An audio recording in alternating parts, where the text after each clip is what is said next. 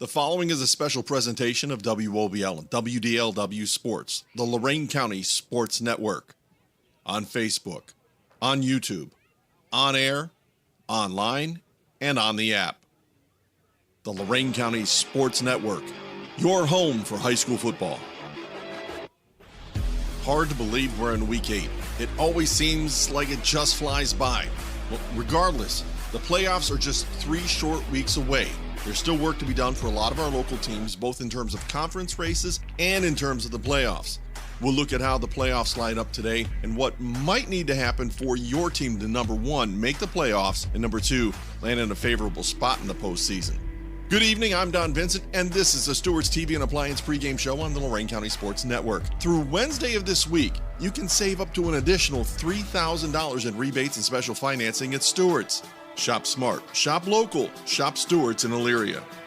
Since we're going to start looking at postseason potentials, it's important to review how the tournament will set up. It's different this year. The OHSAA listened to coaches and administrators, and possibly even some media, and reduced the number of games in the tournaments to 12 per region.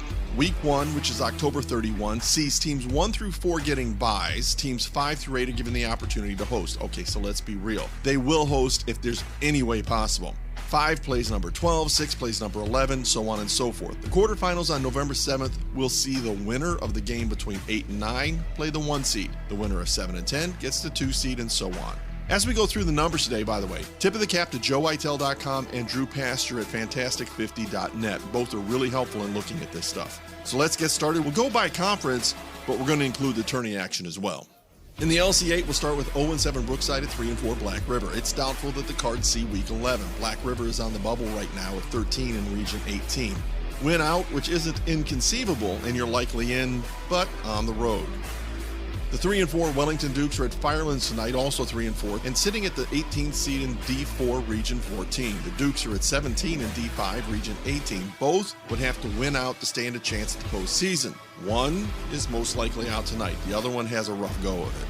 Our first YouTube stream game tonight involves 2 teams in D4 Region 14. 0-7 Clearview visits 2-5 Oberlin. Both are likely out of the postseason. There is a chance for Oberlin, but they would need to win out, including a Week 9 game against Columbia and a Week 10 game against Keystone. Tonight's game should be entertaining, though. Dave Rivera and Jared Viancourt will be on campus at Oberlin College for the call. Search Lorain County Sports Network on YouTube for the game. The final game in the LC8 has playoffs written all over it. 7-0 Columbia heads west to 5-2 Keystone. Columbia is currently the 6th seed in Division 6, Region 21. Win out, and they take a break in Week 11. Unless they lose all 3, which is unimaginable, they will see the playoffs. Keystone will most likely make the playoffs in Division 5, Region 18. Only chance they don't get there is, again, you have to lose all 3, which really won't happen. The Raiders and the Wildcats are on WOBL, 107.7 FM, 1320 AM, and WOBLradio.com tonight with Gary Tollett and Brian DeVito on the call. 4-3 Vermilion is on the road to Huron in SBC action this evening to take on the 3-4 Tigers. Of the 4 local teams in Division 4 Region 14, Vermilion ranks highest, sitting at 8 right now. If the Sailors want the opportunity to play Week 11 football, they need to win at least one of the last 3, which is very doable. Tonight could be that night. This should be a rather close one for the Sailors following last week's multiple OT performance. Lorain County has 2 teams in Division 1 Region 1. 2-5 Lorain is one of them. Tonight they host 5-2 Strongsville. The Mustangs are a likely shoo-in for the postseason, although they probably have to play on Week 11. It's doubtful that Lorain would get in, so here's a great example of why I like the 12-team versus 16 format. In the old format, if the season ended today, Lorain would play 6-1 St. Edwards, which makes absolutely 0 sense for either team. The other Lorain County D1 team takes us into SWC conference action. The 0-7 Elyria Pioneers will not make the postseason. They play the 3-4 Midview Middies in Grafton tonight. That game, by the way, is the second of our video streams on the Lorain County Sports Network on YouTube, with Bull Barch and Max Drummond on the call. The Middies likely need to win 2 of their last 3 to make the postseason. Here's the catch. After tonight, the Middies have D2 Olmsted Falls and Amherst.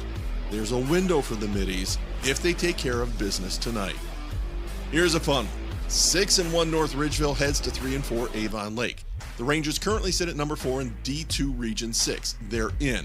Right now, they would take a week off. 2 wins in the last 3, they could still have that bye.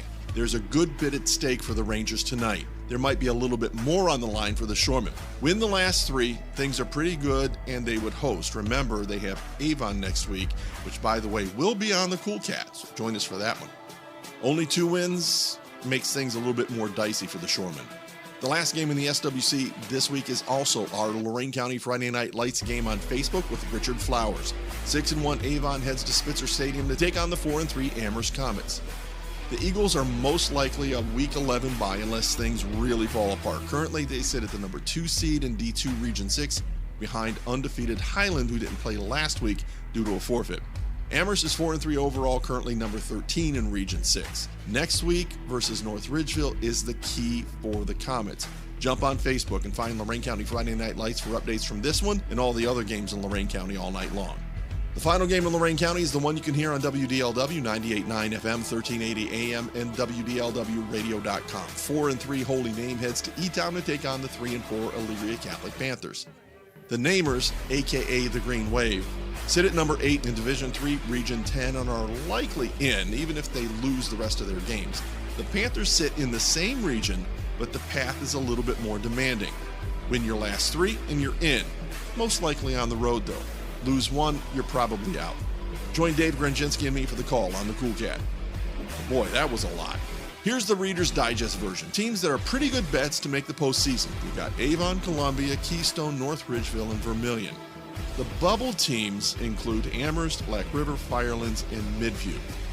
All right, there we go.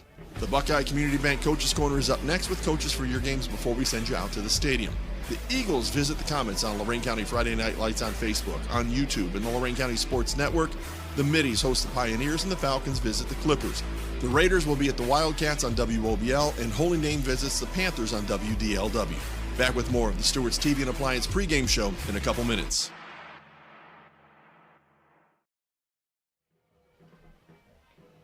Welcome into the Legacy Home Finance Game of the Week. We are live from Oberlin College as it is Week 8, and we have a great matchup in store for you. A battle of 2 and 5 teams as the Clearview Clippers come to town to take on the Oberlin Phoenix. Dave Rivera joined alongside Jared Viancourt as we get you ready for tonight's matchup. We want to welcome you guys in to the Green Path CPA Solutions broadcast booth. Don't let taxes be a liability. Maybe you can be paying less. Visit greenpathcpa.com. We're going to do something new this week as we're going to be talking to the players in the pregame, Jared, as we did a player spotlight brought to you by Buckeye Community Bank today and tomorrow, your partners for growth. We're going to talk to last week's Zabo Apparel player of the game. That was Cam Williams. He sat down, he talked with our John Guzik during the post-game show last week. Hear all about the success they had as he had one heck of a night. The team with over 300 yards rushing on the ground, and Cam was our player of the game. So we're going to take a quick break. We'll go right into that interview, and then we'll come back and we'll talk to head coach of the Oberlin Phoenix, Kenny Washington Jr. Don't go anywhere. We are going to talk to Cam Williams right now. One of the guys who had one of the best statistical nights of the night is Clearview Clippers quarterback Cam Williams. We had you on a couple of weeks ago when you guys got the first win of the year, and that was your first shot coming into being quarterback for the Clippers offense. So as these last couple of weeks have gone on, I'm sure you've been able to feel a little more comfortable, right? Yeah, I feel like I'm getting more comfortable at it. And now you started out with a big play tonight, so talk to our listeners about that first big 66-yard pass is what our play-by-play crew had it for. What kind of play was that, and tell our listeners how that one evolved? Coach was like, we want to start off the game hot. So first play of the game, we threw a fade ball. Yeah, I saw it open. I just put it up there for the receiver. He made a play. And that was a big one to Fabian Molina. And then you also had Christian Iantiel take it in the first quarter, and then you started taking over all the scoring in the second quarter. I want to go back in the final minute of the second quarter. You're making an impact on defense as well. So explain from your perspective what happened. Let our listeners know Brookside had the ball. You guys were winning 21-0. There was under a minute to go, and you were playing defense. Walk our listeners through that play. Yeah, they had a run going, and then the dude, he was like, we wrapped him up. I stripped the ball, and then I just picked it up. I don't know what happened with the rest.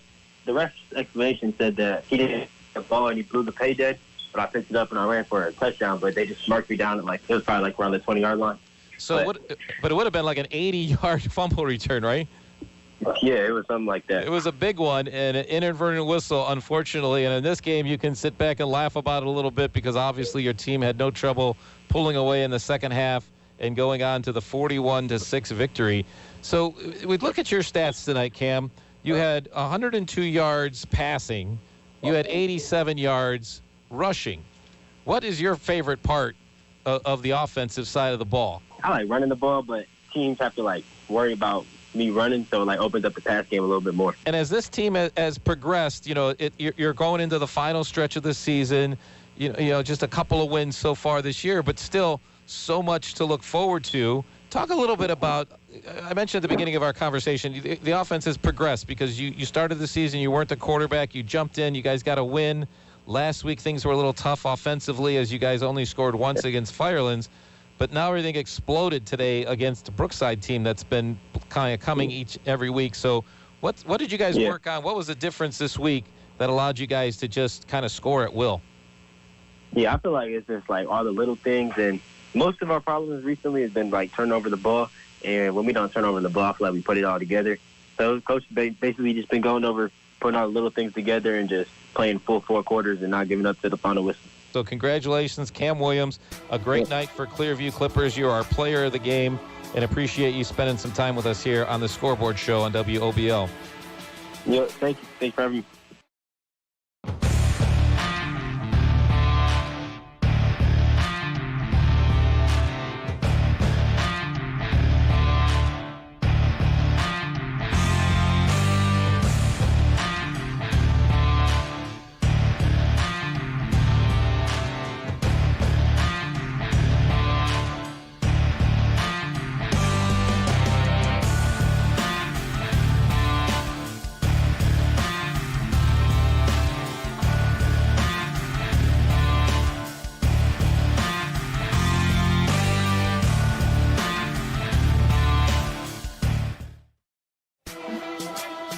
Welcome back into the Coach's Corner, presented by Buckeye Community Bank. Today and tomorrow, your partner for growth. Hi, everybody. Jared Vinecourt here with Oberlin Phoenix head coach Kenny Washington. Coach, thank you for joining me before tonight's game against Clearview. Yeah, thanks for having me, man. Coach, let's talk about your season up to this point. You come in with a record tonight of 2-5. Let's backtrack a little bit. You got your first official win as the head coach of Oberlin back in week 2. Talk about that win. What did it mean for you? What did it mean for the Oberlin community? Definitely a special win for us. We've had years of, struggling with football here in Oberlin. I forgot what the streak was, but, I think it was 3 seasons it was until we tasted the first win. So, just putting that under our belt, took a lot of off our shoulders, get the first one out the way, and now we're just grinding for some more wins here. How has your team developed and grow as the season has gone on? Well, it starts with the wins. It's our first time that guys actually seen wins. So really sticking through that process and just knowing, there's light at the end of the tunnel. And, if we work, we can get the outcomes we want. So, that definitely helped us. And just stay down to the grind. Just continue just starting to get better each and every day, each and every practice, and, just not letting up off that. It all starts with your quarterback, Drew Walter. He has 7 touchdowns this season, 4 in the air, 3 on the ground. He's also done really well for you defensively this year. 55 tackles, 5 for loss, 2 sacks. Talk about the leadership that Drew Walter brings to your team and how he's done this season. Oh, man. And I think it starts with, off the field. He's a leader in the school, in the classroom, in the hallways. He exemplifies it, what it means to be an Oberlin football player. Dude's a 4.0 student in the classroom. So, he has it. And then when we get on the field, he continues that and just, continue to pick up our young guys, teach them along the way. And as you can see on the field, we can put him in any position and he'll produce for us. So the kid's a special athlete, and we love to have him. Carmelo Williams, another guy that has done really well for you this season on both sides of the ball. Offensively, 2 touchdowns, and defensively, 4 interceptions for you, 1 going for a touchdown. What has Carmelo Williams brought to you this season? I think he finally opened up. He was a little closed off to football, not playing really too much in his younger years. But I think, this year he's really zoned in. And him being locked into football and understanding the system has opened his athletic ability up to go make plays. He's not second-guessing himself. We put him in, situations where you only have to think about 1 or 2 things. So he's really just attacking the ball, flying around, being an athlete. Mason Rosenthal, he was running the ball for you guys last year, but this year has really solidified himself as one of your key defensive players. 21 tackles, 1 for loss, 1 sack. How do you think Rosenthal has changed from a year ago to this year for your team? I think just like a lot of our seniors, this year, they put it on themselves to, set the tone and how the season will be. And they put it on their shoulders themselves. We've missed Mason the last 2 weeks. He's been out with a high ankle sprain. So this is his first game back. The kid's pumped up, ready to go.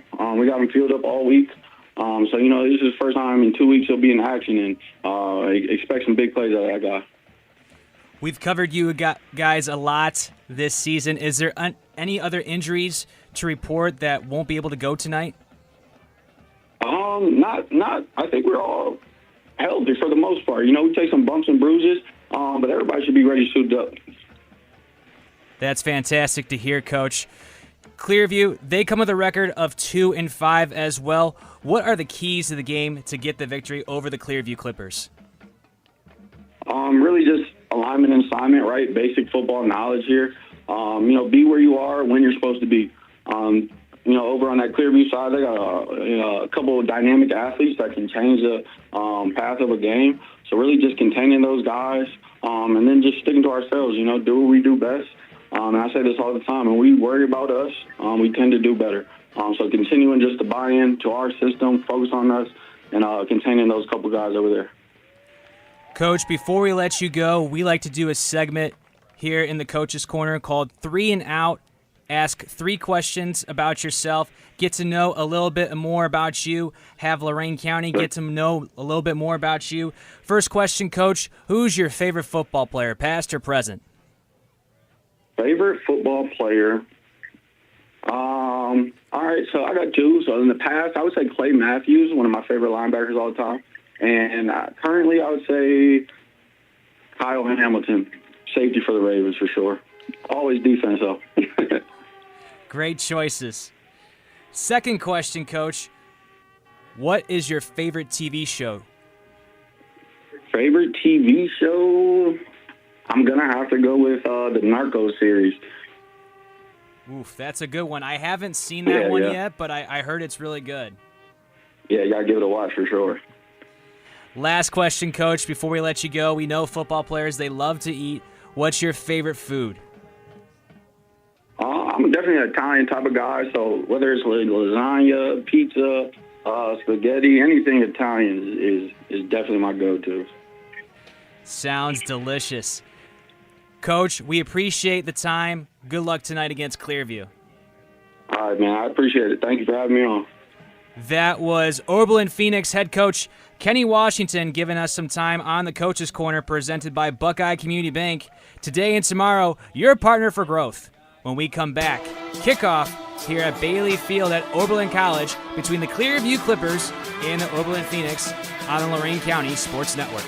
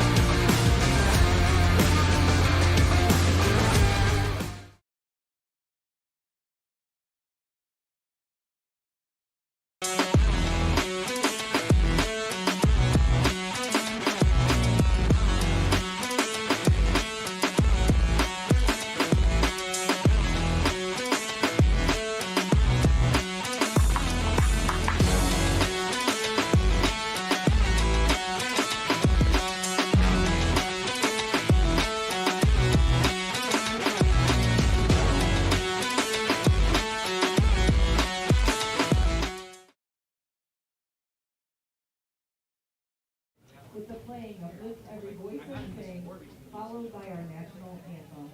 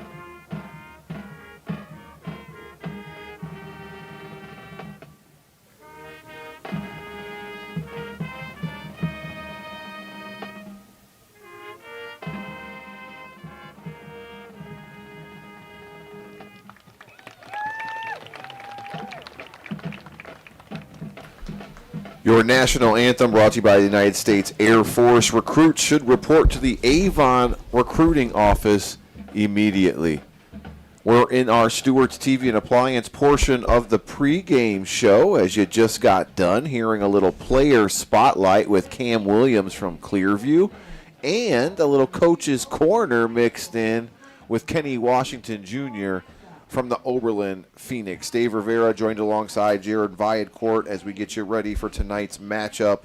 Let's talk about the keys to the game, brought to you by Williams Brothers Builders. Jared, let's start with the visiting Clearview Clippers. The Clearview Clippers, Dave, they have to continue what they've been doing the last few weeks, scoring offensively with their quarterback change in Cameron Williams. Ever since he's taken over offensively for this Clearview Clippers offense, they have excelled. They have to continue that here tonight. As for the Oberlin Phoenix, they have to get their offense rolling. The last few games, they haven't been able to score. They need to do that to get the victory tonight. They're getting healthy on the Oberlin side of things. We'll talk about that as well as we move on down to our weather and field conditions. Well, we're in one of the best facilities here in Lorain County as we are at Oberlin College here tonight. It's a field turf. And temperatures right now getting a little chilly as we head into week 8, as it's just 61 degrees, as you see Jared and I in our hoodies here tonight. Actually had to turn the air conditioning off in the press box, but not going to complain because it's beautiful in here. Yeah, and it was dark by 7 o'clock, so you know fall weather is officially in full force here in Oberlin. Weather field conditions brought to you by Lorain County Clerk of Courts Tom Orlando. As we move on over to our injury report, good news for the Oberlin Phoenix as they're welcoming someone back, Jared. Mason Rosenthal, he hasn't played in the last 2 weeks due to an ankle sprain. He's back for them tonight. He's a key man up front on the line, offensively and defensively for Oberlin. He's a key piece for them to help, hopefully, the Phoenix get the victory here tonight. And just to catch you guys up on last week's games for both of these teams, Clearview is coming off a victory as they won 41-6 over Brookside in a game where they just ran all over the Cardinals. 326 yards as a team, Jared. Do you think they can keep that going tonight? Absolutely. Cameron Williams, he was the running back at the beginning of the year. He has 6 touchdowns on the ground. You have Tristan Lentilli as well. He has 3 touchdowns. Both those guys have 350 rushing yards plus overall this season.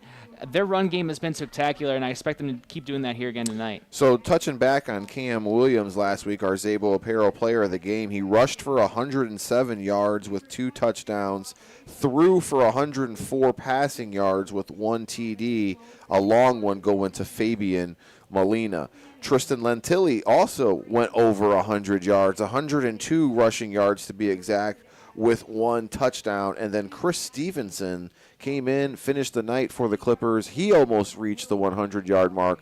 He had 88. And on the other side for the Oberlin Phoenix, they're coming off a loss last week as they took on the only undefeated team in Lorain County, the Columbia Raiders. They had a tough time against Columbia, only managing 14 points. Drew Walter, he had 2 touchdown passes in that game. He's kind of like Cam Williams, a dual-threat quarterback, like most of the quarterbacks in the LC8 that we have seen this season. They can do it in the air and they can do it on the ground. Expect Walters to do that here tonight for Oberlin. He has the most rushing yards for Oberlin this season as the quarterback.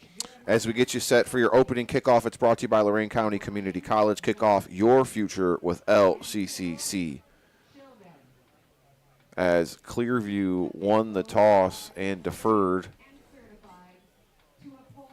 Oberlin will kick things off, and we will see the Clipper offense first to get things going. We'll give you the starting lineups courtesy of Gehring's Tavern in Grafton. They're streaming our other game on YouTube, which is Elyria versus Midview. That should be a good game tonight Biggest in the game, SWC. Yeah, biggest game in the county, not to cut you off, was Keystone in Columbia tonight as they are battling out for the LC8 championship as both teams are undefeated in league play right now. We're almost set to go as Carmelo Williams is going to be, or is that number 6? That's Sam Lee, the kicker. Almost had to do a double take there. And speaking of Carmelo Williams, you'll see him when he's on the field. He sticks out at number 5. We don't have the heights and weights listed on the roster, but he definitely fits the bill. As the ball is going to be returned by Jermel Wilson for Clearview. And he's got some room to run. He might go all the way. 1 man to beat. No laundry on the field. 20, 15, 10, 5. Good night. As Jermel Wilson takes it all the way to the house to get this thing started. Wilson, he didn't field that cleanly to start with. He had to take it with one hand, and that didn't faze him at all. What a start for Clearview. Do you have the yardage on that by any chance? I believe Williams took that from the 10, so okay. 90 yards, all I believe. Right. We're going to go with it unofficially. So, boom. Don't go anywhere, folks. And now the extra point will be up and attempted by Mikkel Damgaard. And it is up, and it is good. So we'll give you a scoring drive courtesy of Valley Chevrolet in Wellington. It's super easy. Right when we come back, Clearview up 7-0 here in the first.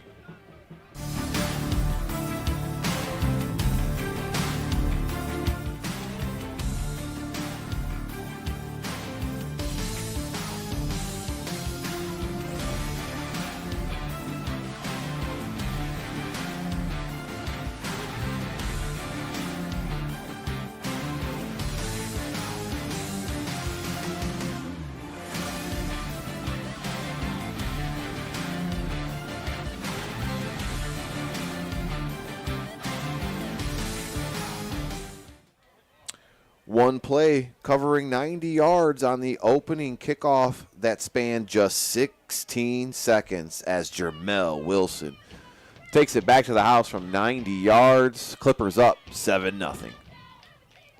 Great blocking on the special teams Yes. for Clearview to start this one. It opened up like the Red Sea parting, Jared. As you could see it developing, I wasn't sure if Duke caught the replay on that one, but love that feature we got this year where you can actually go back and watch that scoring play as Jermel Wilson was electric, going 90 yards to set the tone. And Oberlin has had a problem on special teams with the kickoff this year. Mikkel Domgaard kicks it off for the Clippers, and it is fair caught by Oberlin at about the 32. Oberlin, they faced Wellington a couple weeks ago, and Oberlin also gave up an opening kickoff return for a touchdown against the Dukes. So special teams still a problem for Oberlin here this season. And that could be a factor, playing young guys at new positions on special teams. And there's only one rule on special teams, and that is stay in your lane. And as you've seen there, Jermel Wilson hit the middle of that wall and then broke out for a 90-yard touchdown. Here goes Oberlin. Let's see what they could do. As the handoff is going to go to Jackson Sicalo. And he is brought down by Nate Christensen.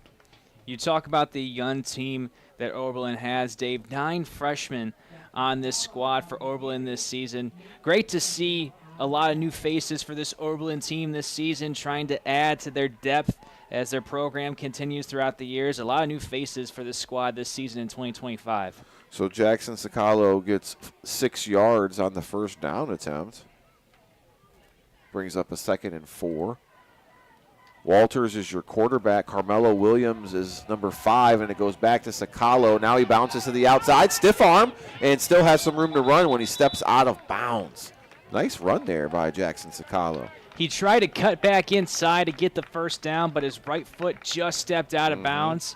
So I'll bring up a 3rd and short for Oberlin. Jackson is a senior this year, and they're using him out of the backfield. He is registered on the roster as a wide receiver. So Coach Kenny Washington Jr. getting creative offensively, good enough for a first down on that pickup.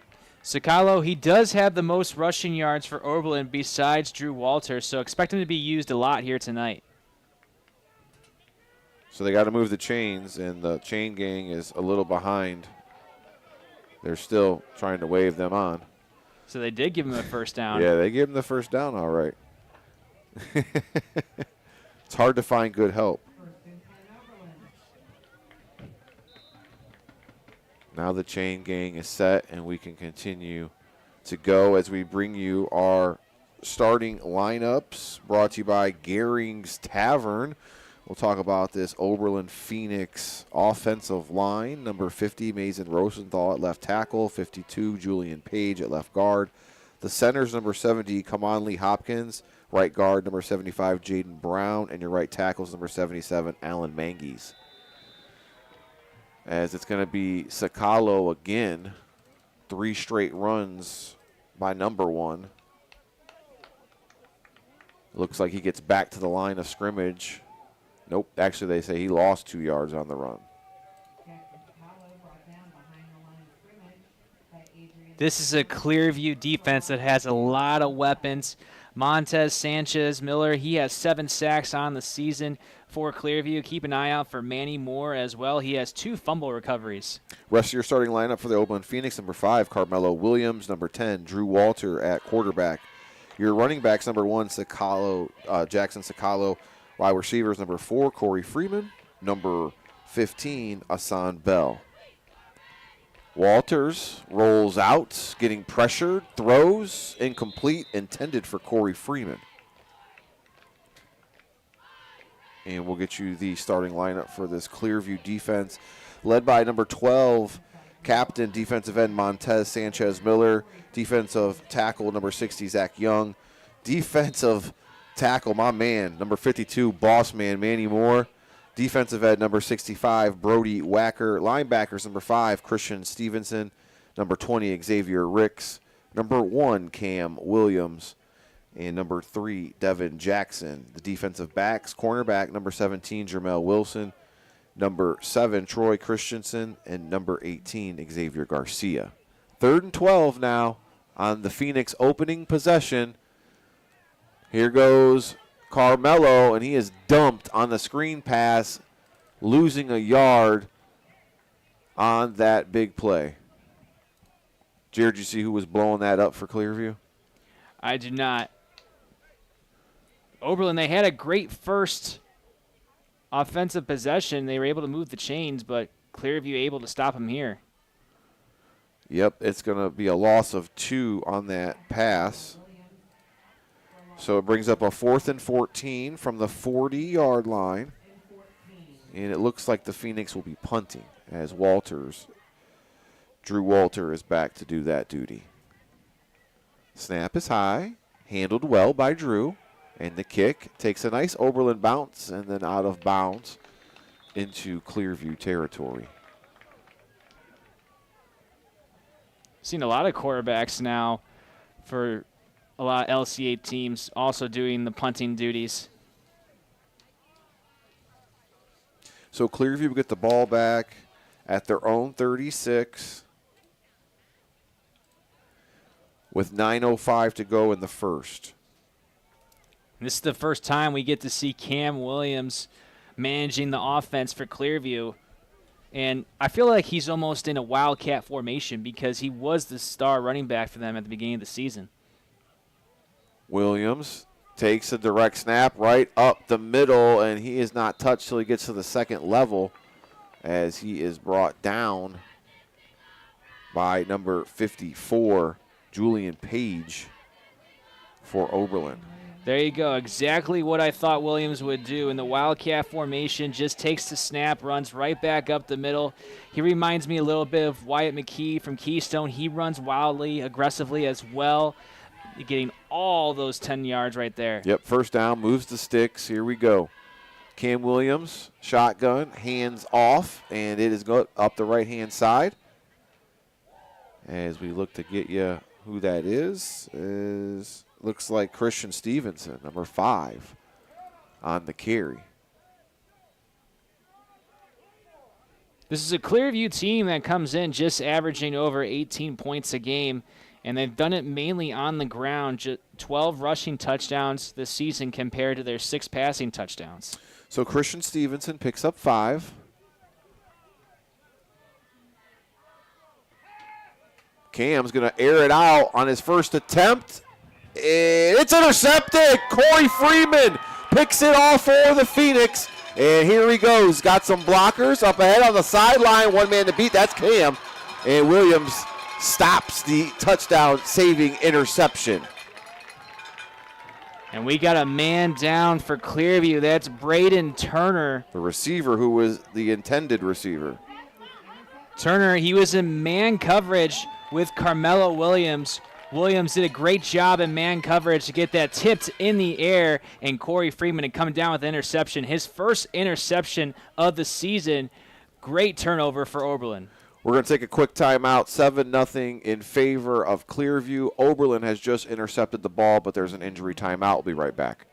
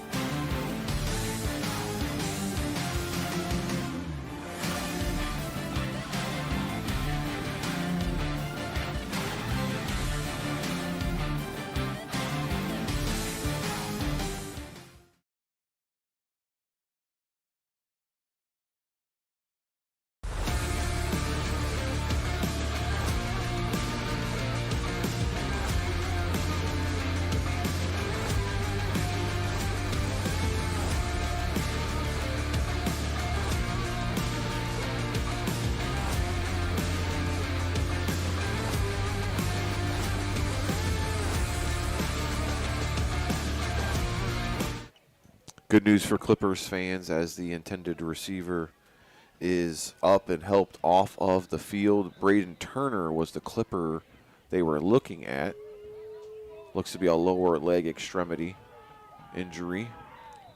Hopefully he's okay and can return to this ball game, because Turner, he was the starting quarterback at the beginning of the season for Clearview, and ever since he switched over to wide receiver, he's excelled offensively for the Clippers. Yes, he has.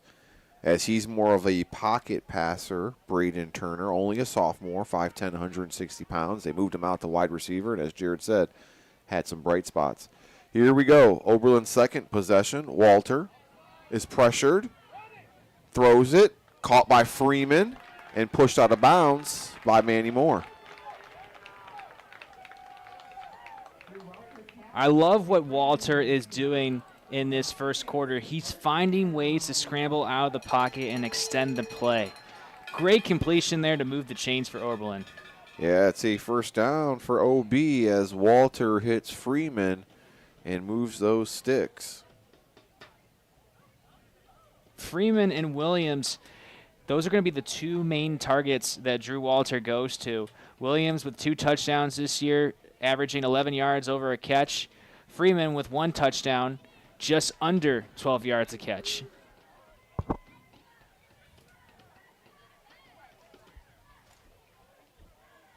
So referees look to be getting everything under control. We'll acknowledge them here shortly as we have those guys. Looks like it's going to be second and short instead. A little wing T type of set here for Oberlin. Man in motions, Jackson Sakalo. Walter rolls out, steps up, now throws, and it's complete as Jackson Sakalo has another first down. That's a big gain for OB. Sakalo, he has a lot of speed. He gets the ball a lot on the ground. In the receiving game, he's the exact same way. You saw him go in motion there, able to use his momentum as he's in motion to get open for Oberlin and move the chains. First down, Oberlin on back-to-back pass plays from Drew Walter, starting to get a little bit of a rhythm going here on this second possession. Got Carmelo Williams next to him. 3 receivers to the top, 1 to the bottom. Screen pass, Corey Freeman. He's got room to run. Gets past a Clearview Clipper defender and now is brought down inside the red zone. Hassan Bell, great block on that left side on that screen pass. Moves the chains, and Oberlin in the red zone for the first time here tonight. Your red zone brought to you by Russell Real Estate Services agent Steve Lawson, one of the top producers here in Lorain County. If you're thinking about buying or selling, check out superstevesells.com. So they're at the 18-yard line after a pickup of 12 on the pass play. And we have a timeout called by Clearview. Our timeouts are brought to you by Lorain County Recorder Mike Duran. We'll take one as well. We'll be right back here on the Legacy Home Finance Game of the Week.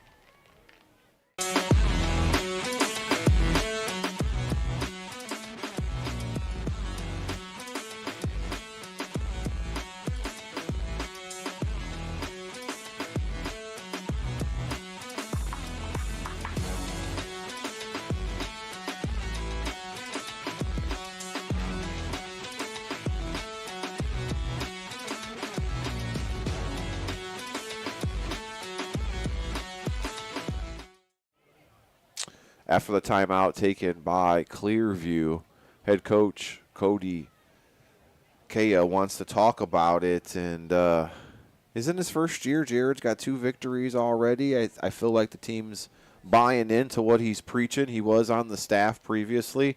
What do you think he was telling them there on that defensive snap? They have to figure out how to stop the short passes. We've seen a lot of short passes from Drew Walter out to this point. They have to figure out the screen. They have to figure out the slants to try to get a stop here in the red zone and try to force Oberlin just to 3. Walter, the quarterback. Carmelo Williams next to him. Walter drops back. He's got protection. In time, he's picked off. That's Christian Stevenson. He's got some room to run. Walter dives, missed the tackle, and now Stevenson's going to cut inside, and he is brought down by big number 75, Jaden Brown of the Oberlin Phoenix. 2 interceptions here in the first quarter. We've seen fireworks from the start here at Bailey Field. Nobody able to score offensively up to this point. Just the special teams touchdown for Clearview. Both defenses answering the call here in this first quarter of play as they've each turned the ball over once. Let's get you this Clearview starting lineup and Oberlin starting defense, as we didn't have much time after the interception. Cam Williams is going to get things going from the 36-yard line with 6:35 to go. And it's a fumble on the ground, and Stevenson, right place, right time, as he is there to recover it. The left tackle for the Clearview Clippers, number 53, Trenton Lauder. Left guard, number 73, Anthony Lockman. The centers, number 50, Timmy Horvath. Right guard, number 52, Manny Moore. And right tackles, number 65, Brody Wacker. Wide receiver, number 19, Fabian Molina. Quarterback, number 1, Cam Williams. Running back, number 16, Tristan Lentilli.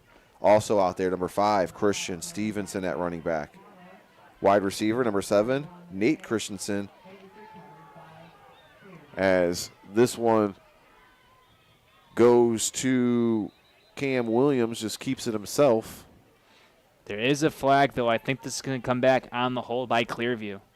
Let's see what the penalty is, and it looks like Drew Walters clapping, so it's coming back. As this is our first penalty of the game, Jared, you got our referees. You want to give them a shout-out? Our referees brought to you by Stringer, and Gazier. Tonight's referees, Martin Schingler, Steve Wozenek, Peter Rivera, Jeremiah Buckley, Brian Johnston, and Phil Shibben. First flag of the night. We represent and acknowledge our referee crew here tonight. Thank you for everything you do so we're able to enjoy our Friday Night Lights. If you're interested in being a referee, they're always looking. And I heard they pay pretty well. They didn't call a hold there. They actually called a block in the back, so Williams got a 5-yard gain out of that. So 2nd and 5 for Williams. Lentilli has it, and he breaks a tackle. Now he bounces to the right-hand side, picks up the first down, and more. Knocked out by Corey Freeman. We have a late penalty flag. That might be a late hit. Drew Walter, he applied the initial pressure for Oberlin defensively before Lentilli was able to get away and get the first down if it stands. So it's going against Oberlin. That's what they're pointing, right? And I think they're going to get Oberlin on the late hit. Huh. The flag was away from the play, Jared. It was trailing the play. So it could have been something in the trenches that we missed. Duke's got the replay going. But it was definitely behind the play. It's going to benefit Clearview, and they're going to move the chains after the run by Tristan Lentilli. It's 1st and 10 from the 41-yard line. First time we've seen Clearview on Oberlin's side of the field here tonight. So Cam Williams gets it, fakes, now goes to the right-hand side. He's got some room to run, and Corey Freeman's going to push him out. Jackson Sacalo also chasing. That's what's so great about Williams at quarterback. He's a dual threat, and you never know what he's going to do. He had the Oberlin defense fooled on that run. Nice cut outside to get a good gain on first down.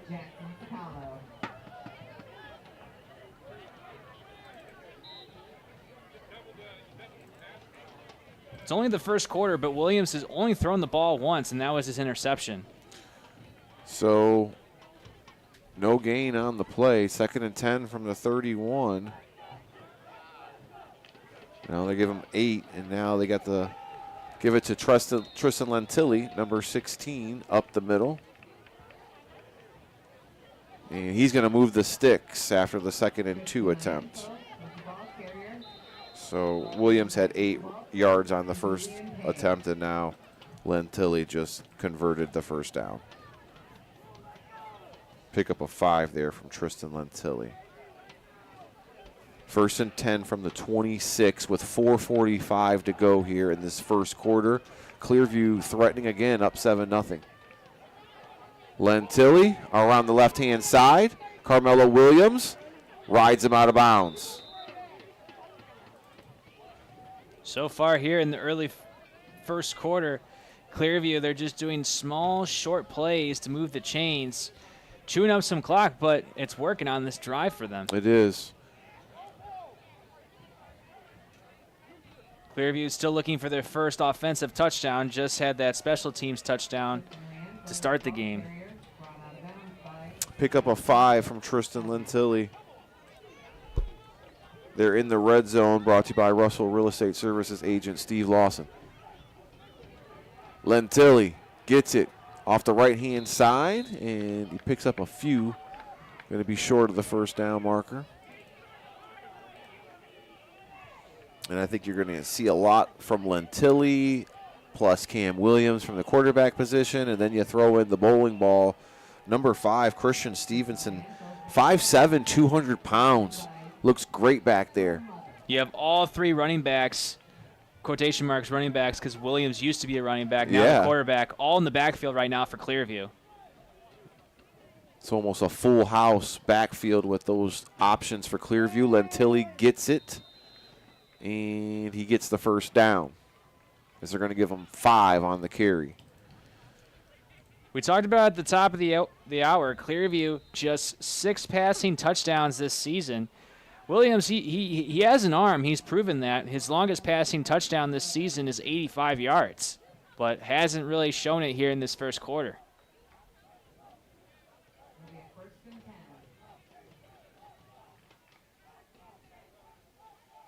First and 10 from the 13-yard line. Nice drive here by Clearview after the interception by Christian Stevenson, number 5. Lentilli gets it up the middle, and he is hit and brought down by Rosenthal. I believe that was number 50 to get the first hit of contact there. That was a great block on the left side by the left guard, Anthony Lockman, to open up that hole for Lentilli.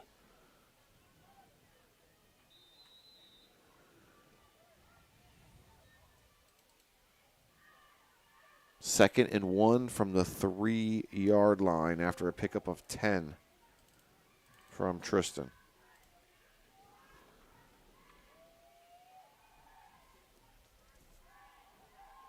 Cam's under center here.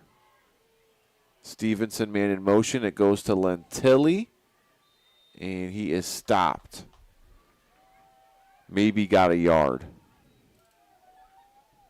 It's going to bring up a third down. It's been all Lentilli on this drive. So they give him 1 yard. Cam Williams under center is just going to quarterback sneak it in from 2 yards out. So Cam Williams puts Clearview up 13-0 right now. Extra point on its way, as it's a 2-yard TD run for the Clippers. Almost a tush push, if you will, right there by Clearview. And that was a good drive. We'll give you the summary courtesy of Valley Chevrolet in Wellington.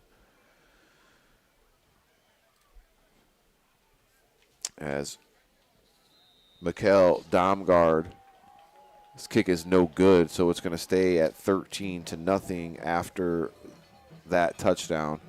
Clearview up. Don't go anywhere. It's a Legacy Home Finance game of the week. 2:05 to go in the first quarter. We'll be right back.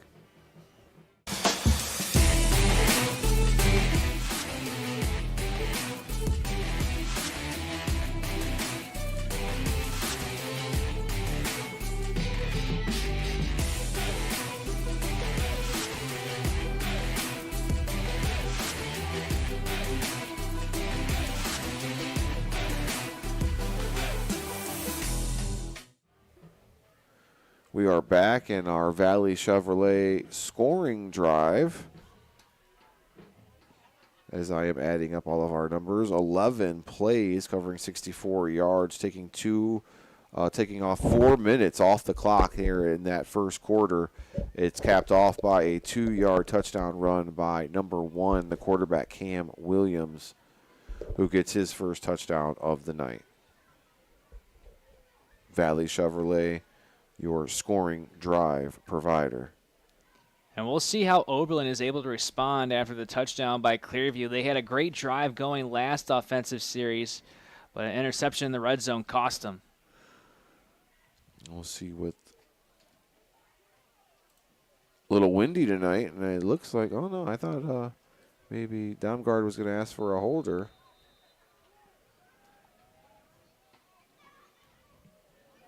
So Damgard's kick is muffed but recovered, and that is Jackson Sacalo who's going to pick it up and get it across the 32-yard line in Oberlin territory to start their first possession.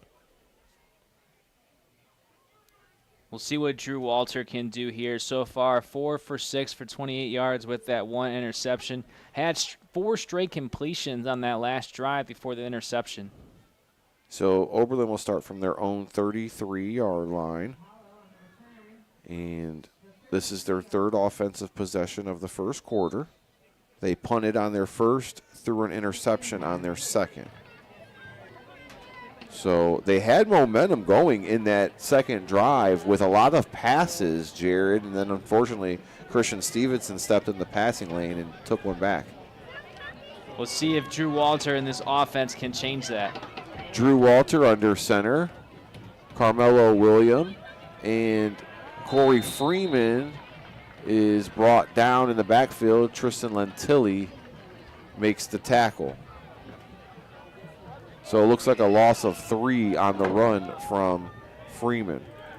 Lentilli just left unblocked on that right side, able to get the huge loss for Clearview. Loss of 2 on the play. What's crazy about Tristan Lentilli, too, is he is a linebacker for Clearview, and the linebacker depth for Clearview is just crazy. He's not even a starter, but he has 47 tackles, now making 48 on the season, and 5 for loss. 2nd and 12, Jackson Sacalo, number 1, moves in the backfield. Carmelo Williams blocking in front of him. Pitch is handled by Sacalo, but it's off the mark, and it slows him down. And he is corralled by a bunch of Clearview Clippers, led by number 2, Adrian Sams. And I think that was supposed to be a pass play for Sacalo. He was looking downfield, but the pitch from Walter was not good. So I think Sacalo ultimately just had to eat it and run the ball, but I think that was going to be a trick play right there. I like that. We're under 40 seconds to go in this first quarter of play. And it looks like it's going to be a 3rd and 13 from the 30-yard line after the loss of 4.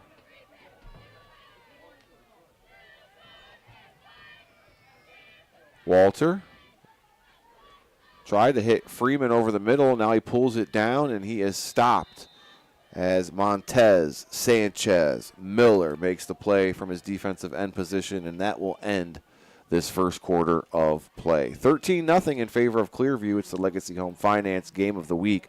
Live and free on YouTube. Make sure you subscribe. It's completely free.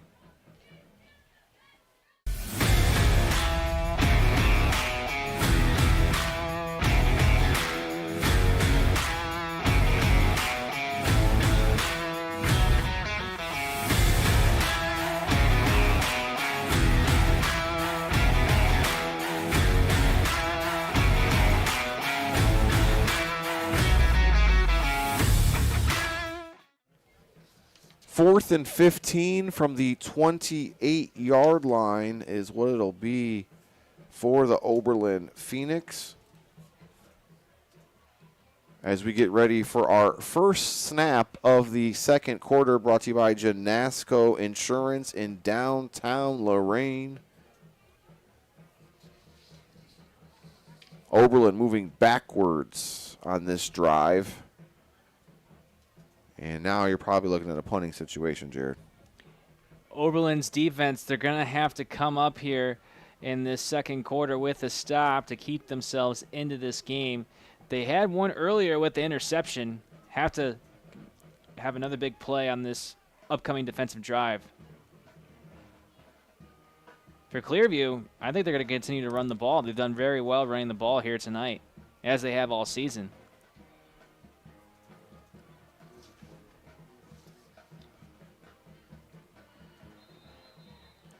Going back deep to receive is Cam Williams, the quarterback for Clearview, as Walter will be your punter for the Phoenix. Good snap and punt by Drew Walter. Going to be fielded and picked up by Williams at the 35, and he is stopped. No, maybe not. He gets out of Carmelo Williams' grasp and gets a few more before he is finally brought down. I like the strategy there by Williams. He was waiting for it to bounce because he saw the pressure coming from Oberlin and then snatched it in the air, tried to have a burst of speed up the field, but Oberlin was there to stop him. And it's very interesting with this Clearview specials team to have your quarterback doing the punt returns. Usually you don't see that. And interesting special teams from Clearview here tonight. So 1st and 10 from the 40 for Clearview with 11:46 to go in the second quarter. Cam Williams has got 2 running backs behind him. Low snap. And looked like it was going to be an option play, but Cam keeps it. He's got Lentilli in front of him, uses the block, now cuts back inside. Runs over a defender and gets close to a first down. Cam Williams, he was dead to rights on that play, but he's able to get yards off of contact, able to cut inside, make Oberlin defenseman miss. And that was all Cam Williams right there on that first down run. Julian Page, number 52, brought him down from his linebacker and defensive lineman position as he's a hybrid on this OB defense. Let's take a look at it. The defensive lineman, number 70, Camonte Hopkins. Defensive lineman, number 75, Jaden Brown, as that's a bad snap, and its ball is still on the ground. Oh, I don't know about that one, partner. They're saying Cam Williams had possession of it. He never had possession of it. He never had control at all. He tried to dive on it, and it squirted out. Wow. And now Kenny Washington is going to get a flag. I don't know if it was him. I think it was more assistant coach, Mr. Chambers, who I talked to before I made my entrance in here today. Great gentleman. But I definitely agree with him. From this angle. He has an argument. Yes, he has an argument. Clearview gets lucky on that one as they give the ball back to the Clippers, where it looks like Cam Williams did not fully recover that fumble, but they're going to say that he was down, and he did. So let's finish looking at the rest of these Oberlin Phoenix defense who've been playing really well. Number 77 is Colton Soto. He's a defensive lineman. And then Mason Rosenthal, who we talked about, number 50, is back in action. He's a linebacker. Number 10, Drew Walter, back. And number 7, Santos Navarro as well. Your defensive backs, number 5, Carmelo Williams. Number 4, Corey Friedman. Number 15, Asan Bell.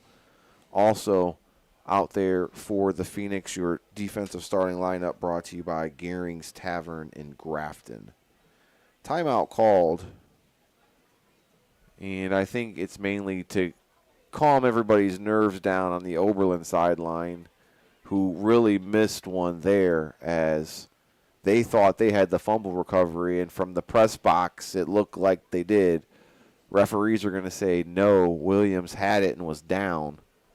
So Clearview is going to maintain possession. 2nd and 21 now from the 40, as they've had a few bad snaps, Jared, between center and quarterback exchange. Timmy Horvath, the center for Clearview, he is a junior, so he is one of the upperclassmen for Clearview. Maybe him and Williams haven't been on the same page tonight because Williams is still adjusting to the quarterback position. I'm not sure what the problem is with the snap for Clearview, but hopefully they can fix it. But as you mentioned, Dave, they've been having issues here in the first half with the snap. So after getting 9 yards and close to the first down, the bad snap makes it 2nd and 21. And now Cam Williams with the sprint pass, it's complete as the Clippers finally get a pass completed, and that's Fabian Molina, number 19, who makes the reception, and we have a Oberlin Phoenix defender who's down. That's Drew Walter who made the tackle. Not good. Looked like when he laid out for that tackle, he hurt his shoulder. And hopefully it's just a stinger, nothing serious, especially being his throwing shoulder. You don't want you that hate either. to see that. Drew Walter, definitely a big part of this Oberlin Phoenix team. We'll take an injury timeout. It's brought to you by Lorain County recorder Mike Duran. We'll be right back here on the Legacy Home Finance Game of the Week.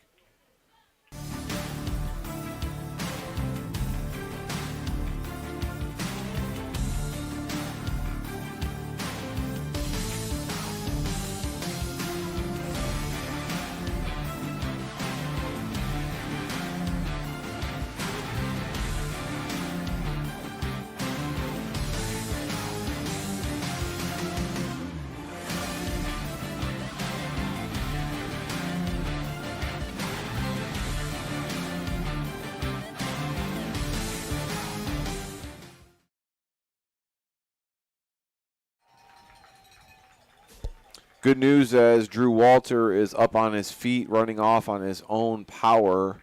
As Jared said, maybe just a stinger as he's loosening up his shoulder on the sidelines.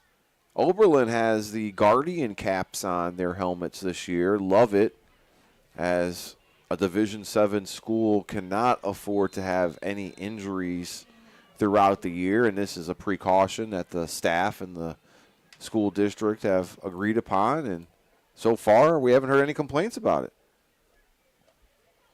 Cam Williams, 3rd and 17 from the 44, and back-to-back completions, as this one is Tristan Lentilli making the play.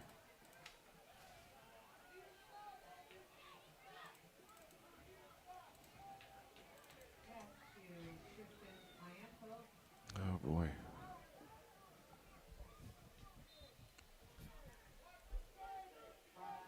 So Tristan Lentilli gets a few yards on the pass play. It's going to bring up a punting situation for the Clippers. As the snap is high and fumbled, and Damgard gets it off. And it's going to take a Clipper bounce and stop at about the 29-yard line.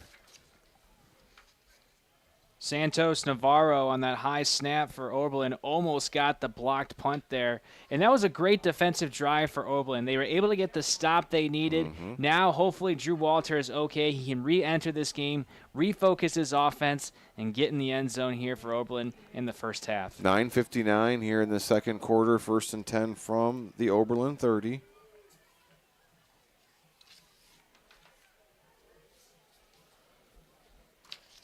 It will be Drew Walter running the offense at quarterback after the scare with the stinger. And that's just one of the things, you know, playing both ways, especially at that quarterback position. It's tough. A guy's name we have not called tonight, Carmelo Williams, number 5, is on the bottom of your screen. Oberlin needs to get him the ball bad. Jackson Sicalo with the end around. Clearview sniffs it out as Nate Christensen brings down Sicalo. You talk about playing both ways as a quarterback, Dave. We had not too long ago Black River and Keystone. Dominic Bell towards the end of the game had to come out due to injury. Those are things you never want to see, and we're thankful that Walter is able to stay in the game here tonight. It's a loss of 10 on the run. It's going to back Oberlin up behind the stick. 2nd and 20 now. And right here is where you got to take a shot, a fade route. Bottom of your screen, number 5, Carmelo Williams. Let him go up and make a play, Oberlin. Goes right to him, as we said. And Carmelo's bottled up. Not much there. See if they can get him going and get a little rhythm between him and Walter. It was a good pass from Walter to Williams, but he had no blockers in front. He couldn't go anywhere after he made the catch. He had 2 guys on him. His second reception here tonight. So 3rd and 15. They picked up 5 on the pitch and catch from Walter to Williams.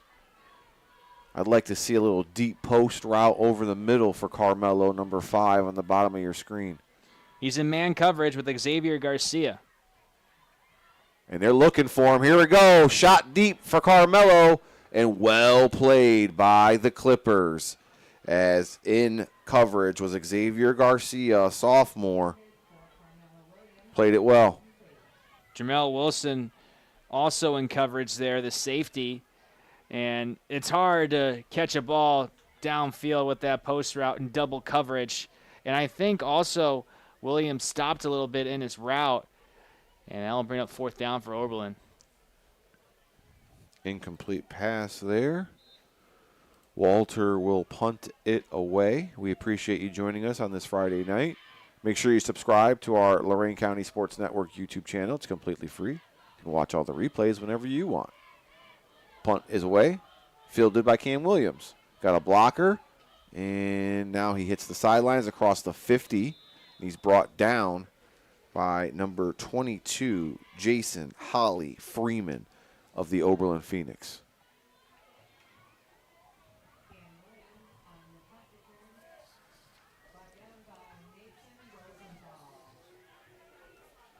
So with 8:11 to go, Clearview gets the ball back in Oberlin territory at the 49-yard line.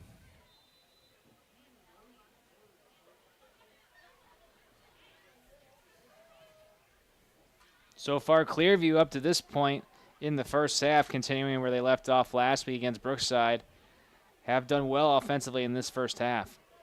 Cam Williams got Stevenson and Lentilli in the backfield. Bad snap again. Cam Williams is going to pick it up. It was supposed to go to Lentilli, it looked like. And Cam, unfortunately, is going to lose one. It's going to go against his stats. I'm not sure if they got the count wrong on that one or Williams simply just dropped the ball, but it looked like there was another miscommunication there up front.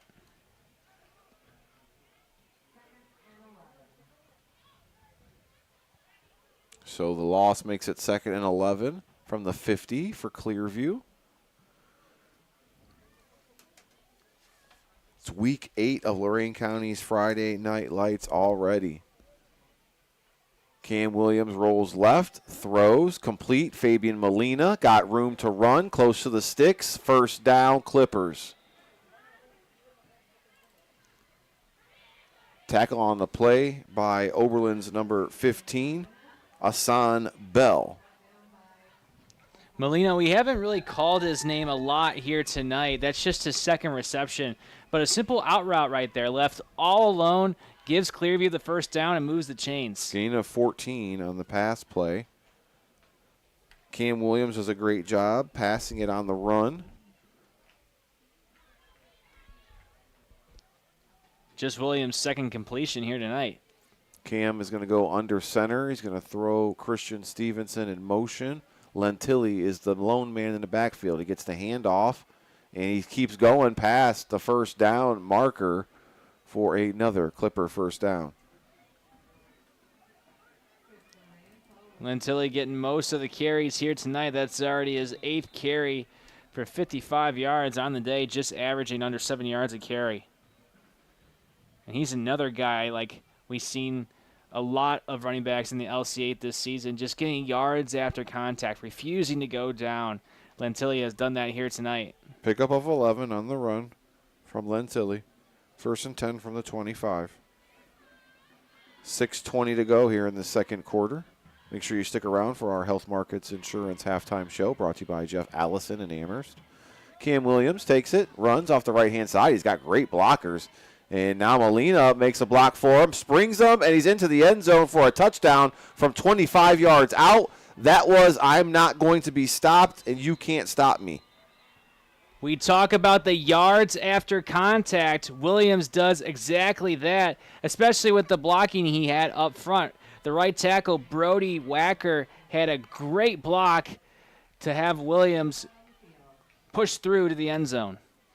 Got an injured Oberlin Phoenix. It's number 70, Kamonti Hopkins. We'll take a timeout and see as they attend to him how everything goes. Right now it's 19-0 in favor of Clearview after the touchdown. It's the Legacy Home Finance game of the week.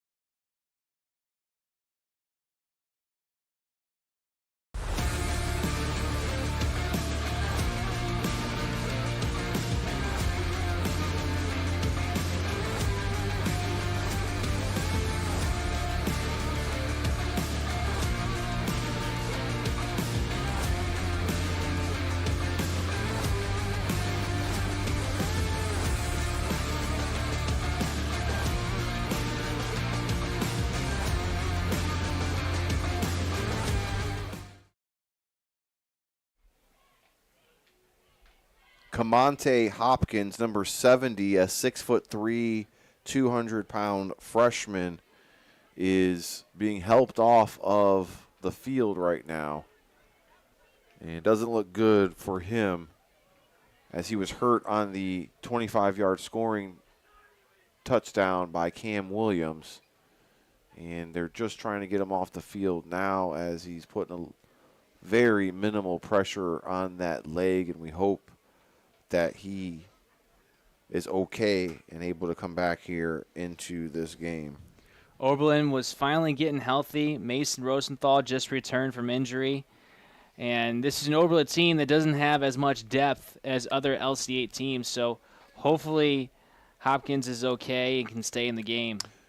Oberlin is the smallest school in Lorain County, playing Division VII football. And they have 26 men on the roster, so don't have that much depth. Definitely injuries are a concern. That's why we talked about the Guardian caps being used this year, and it's been effective. And some of those things just come with the territory. And we're hoping that Camonte Hopkins, who's being helped off the field, is okay and we can resume play here shortly. As Damgard will be kicking our extra point attempt for Clearview. He is 1 for 2 so far on the night. We'll see if the third time's a charm. And that second one that he missed was a line drive. He does play soccer for Clearview, and out of the 7 games this season, he's only played in 4, so he's had to miss some games because he's had a soccer game on the same day. That's bad scheduling. I'm going to have to talk to the athletic director. Just kidding. New athletic director, Jacob Morehouse. Welcome to Clearview. Welcome to Lorain City Schools, Clearview City School District. As Damgard connects the third time is a charm. It's 20-0 now in favor of the Clippers with 6:03 to go as we get ready for the kickoff. Don't go anywhere. We'll be right back here on the Lorain County Sports Network, live and free on YouTube.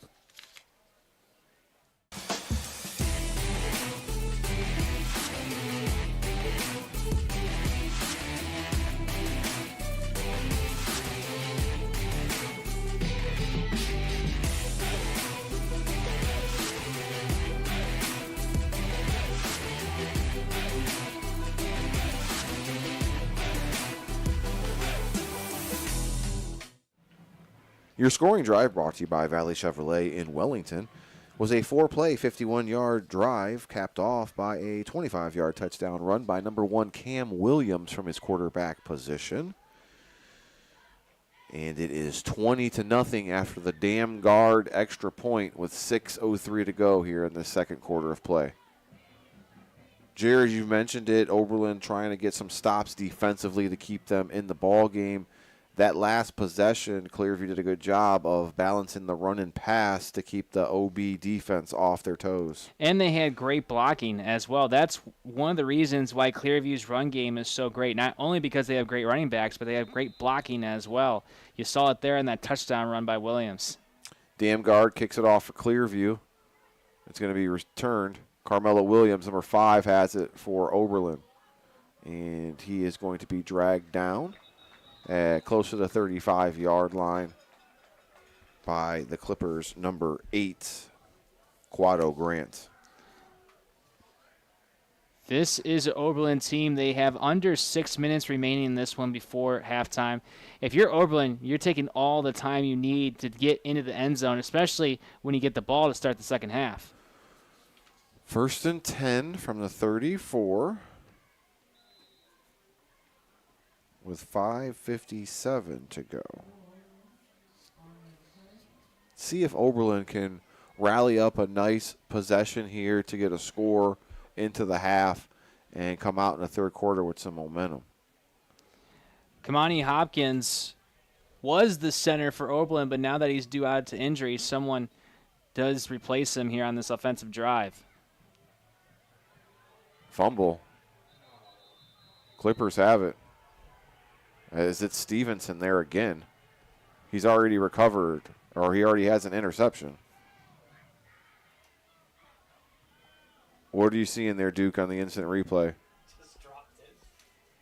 So as the instant replay, it was poked out. I don't think Carmelo ever had it. In his defense, I don't think the exchange from Walter to Williams was ever handled properly. And look who it is. Number 5, Christian Stevenson with another. Right place, right time turnover there. That's his second turnover of the game. He's making an early case for Zabel apparel of the game. Yeah. Clearview looking to take advantage. Williams, Lentilli, left-hand side, has room to run. Corey Freeman knocks the ball out of Lentilli's hands, but it goes right out of bounds. That was fortunate for Clearview that Lentilli was towards the out-of-bounds mark. Oberlin had a chance to get it right back.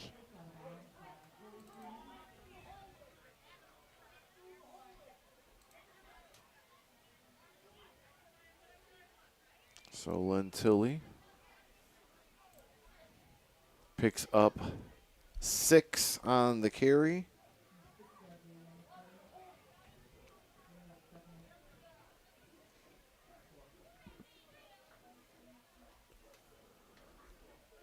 So here we go. Cam Williams fakes the handoff to Lentilli, keeps it himself off the left-hand side, and he is brought down by Jackson Sakalo, it looks like.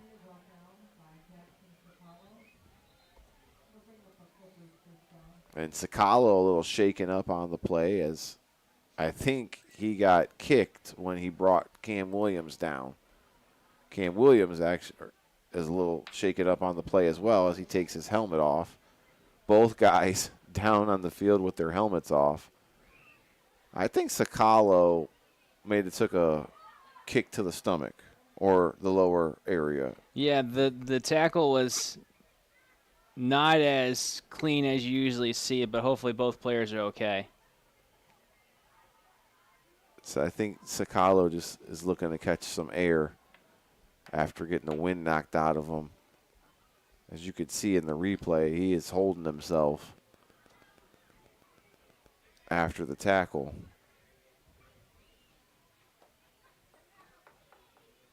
So 5:36 to go here in the second quarter. It's 20-0 in favor of the Clippers.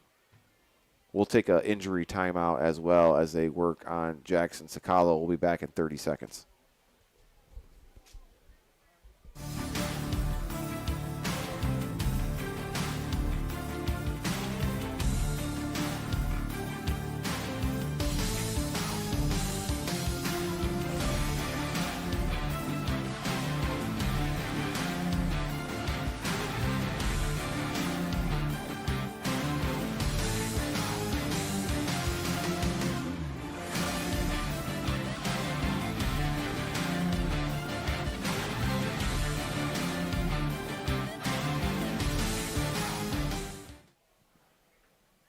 Jackson Sakalo gets up and walks off under his own power. Good news for Oberlin Phoenix fans as it's 1st and 10 from the 16, and Clearview is threatening again in the red zone. Brought to you by Russell Real Estate Services agent Steve Lawson. Tristan Lentilli from 16 yards out.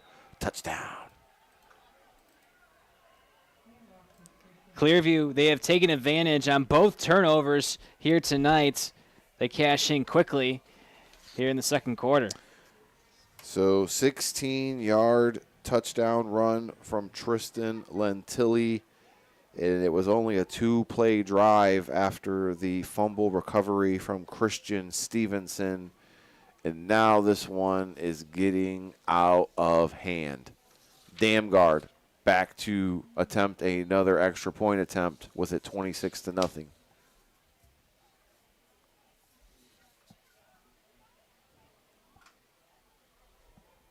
Down, it's up, and the kick is good.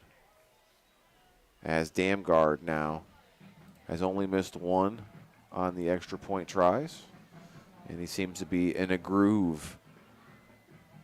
Makes it 27-0 in favor of Clearview as we get ready for Oberlin to get the ball back here with 5:16 to go before the half. Jared, you're going to have to start putting some drives together offensively, maybe to keep the Clearview offense off of the field. They have to work on not turning over the ball, though. Oberlin, they have turned the ball over twice in this first half, and it has cost them. They've had good drives going offensively, but they haven't been able to find that big play yet, or they've turned over the ball. Hopefully they can do that here before the end of the first half. Biggest game in Lorain County is going on in Columbia as it's Keystone versus the Raiders for first place in the LC8. And right now, the Raiders lead 14-0 at the half over Keystone. As my partner said he's seen it coming, I was actually thinking Keystone might come out on top of this game. Still another half to play. We'll see what happens. Corey Freeman, the return man, has it, and he is stopped at the 15-yard line by 3 or 4 Clearview Clippers. And Oberlin will start the drive here with 5:10 to go in the second quarter.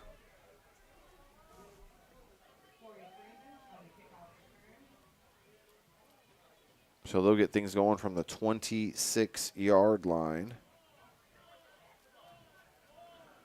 with 5:10 to go. As costly turnovers have been the story here in this first half for Oberlin. An interception and a fumble that was recovered by the same guy, Christian Stevenson, for Clearview, having a heck of a night defensively. 1st and 10 from the 26. Walter, man in motions, Jackson Sacalo. Walter rolls, dumps, short, intended for Sacalo. As he was hit immediately on the play. As Ethan Ball, I believe was the guy, or maybe it was number 12, as Montez Sanchez Miller, excuse me. His jersey was up, and it looked like a 10. Walter, he was rolling out his right shoulder after that throw and after that hit. Something that occurred earlier in the game is still bothering him. Definitely, as he didn't set his feet on the throw. And one thing you never want to see is the stretcher come out on the sidelines. And it's terrible news for Camonte Hopkins, the freshman for Oberlin, as that's who it looks like they're going to be attending to. Walter, pass, complete. Oh, almost a great catch by Sacalo. He had it between his legs and almost brought it in, but didn't, as it will fall incomplete.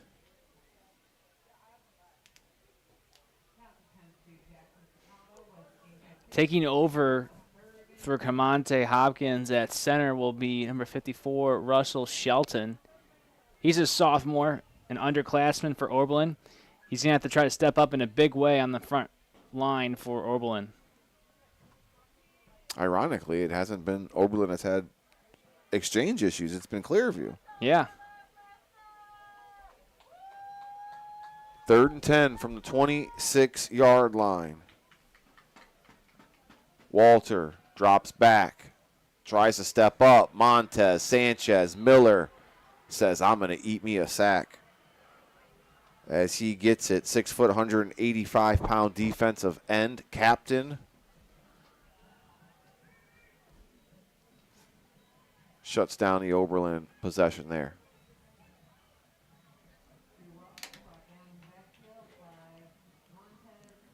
It's a loss of 11 on the sack. Sanchez Miller, just a menace defensively for Clearview. He picks up his 8th sack of the season. He's so quick and elusive.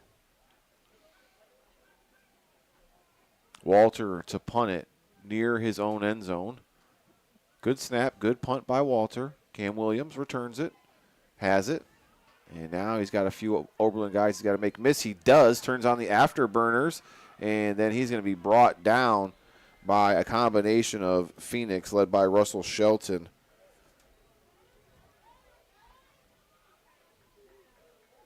As Clearview will get the ball again, Jared, inside Oberlin territory to start this possession. They don't have a lot of distance to go, just 26 yards, and they'll try to get another score before the end of the first half. Julian Page from Oberlin wants to come to the sidelines for a breather. It's going to send in Alan Mangus, number 69. 3:18 to go.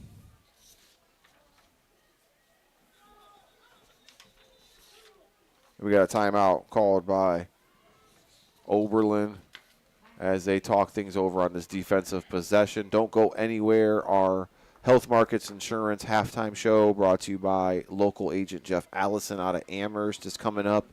It's almost open enrollment season. If you have questions about Medicare or any of your insurance coverage, Jeff Allison will give you a free consultation, and you can pick what you need with him. He won't force you to pick something else. So consider JeffAllisonInsurance.com. They just wheeled off Kamonte Hopkins, number 70, into the ambulance, which is not a good thing here at Oberlin College, as the freshman looks to suffered a serious injury and could not get off on his own power. So for safety measures, they brought out the stretcher, I hate to say. Yeah, he couldn't put any weight on his knee, and probably a knee injury for Hopkins. Unfortunate to see the freshman being stretched off the field. Jared's also torn his ACL in his knee, and he said it kind of looked familiar, Dave. No speculation, but we're hoping for the best for young Kamonte Hopkins. Handoff, Lentilli in from 27 yards out. And right now, everything is going Clearview's way.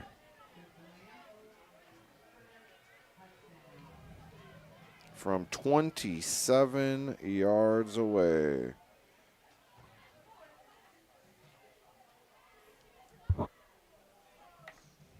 Not much of a scoring drive to give you either. One play, covering 27 yards. It took off all of 7 seconds, ladies and gentlemen. Brought to you by Valley Chevrolet in Wellington. As Dam Guard, getting a lot of practice here tonight. Mikkel. This one is not good. I jinxed him. Sorry, Mikkel. 33-0. We're 2 points shy of a running clock, which happens at 35. Oberlin will get the ball back with 3:11 to go here in the second quarter. We'll take a timeout. Don't go anywhere. It's the Legacy Home Finance Game of the Week.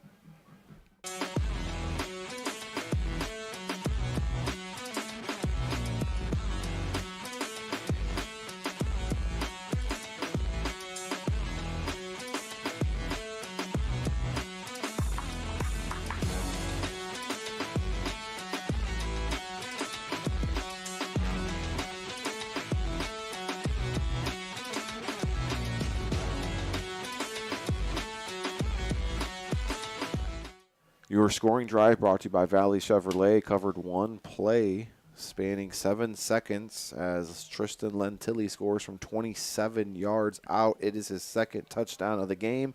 He's in the running for our Zabo Apparel Player of the Game.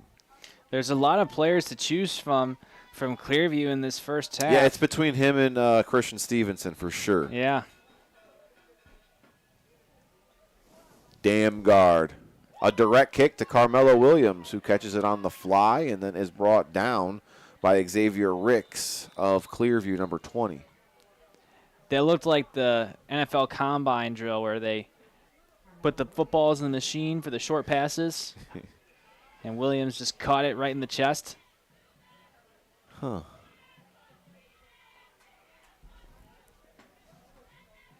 Beautiful facility here at Oberlin College.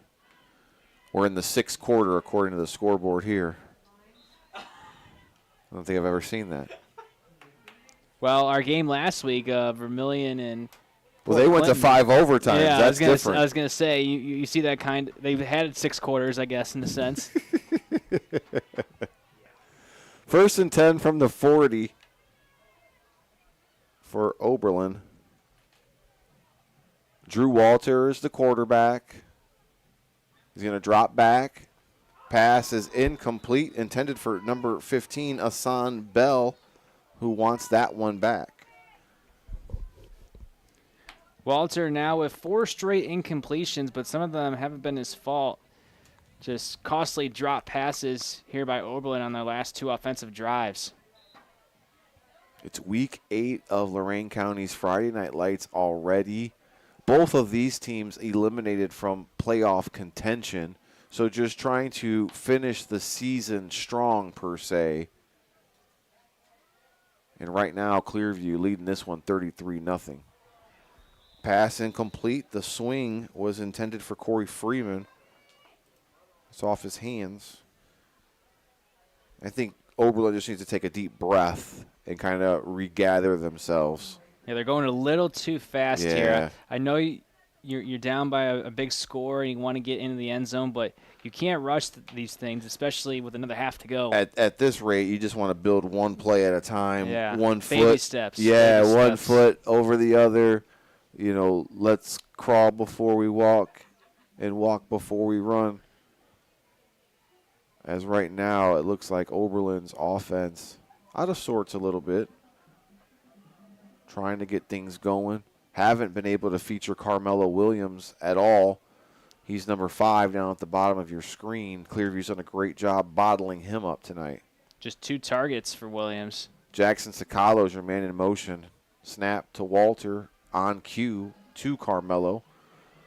First down for Oberlin after he's brought down by Quado Grant to go along with Ethan Ball and Xavier Garcia. And I think they're going to mark him just short. I think they only gave him 9 yards in that one. No. So 4th and 1. Through the 9-yard pass play.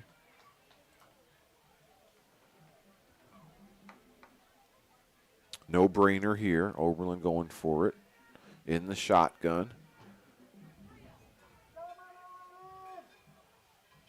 And handoff is good for a first down, as converting it is Sebastian Albanez.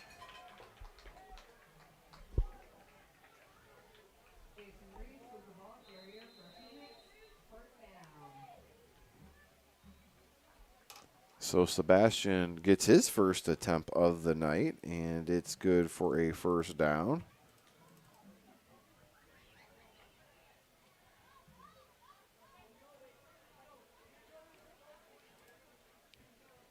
First and 10 now. 1:40 to go here in the second quarter. Jackson Sakalo, a man in motion. Walter fakes the handoff, keeps it himself. Nice block from from Carmelo Williams, and I think now they're going to get him for.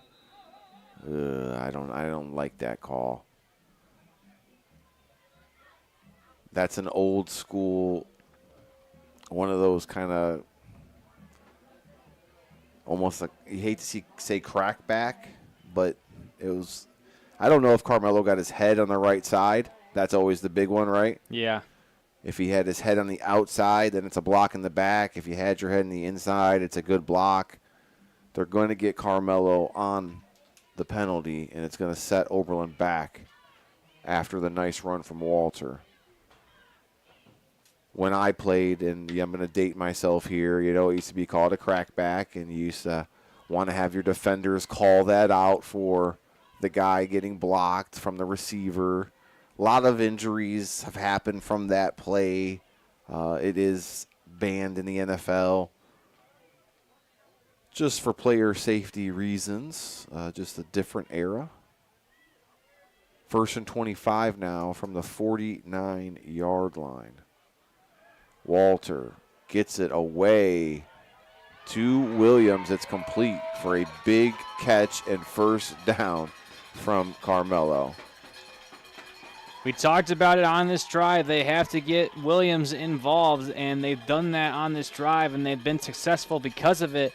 Man coverage between Williams and Garcia again on that last side. Williams able to win the battle. So a 25-yard reception there. Puts the ball at the 29-yard line with 1:26 to go.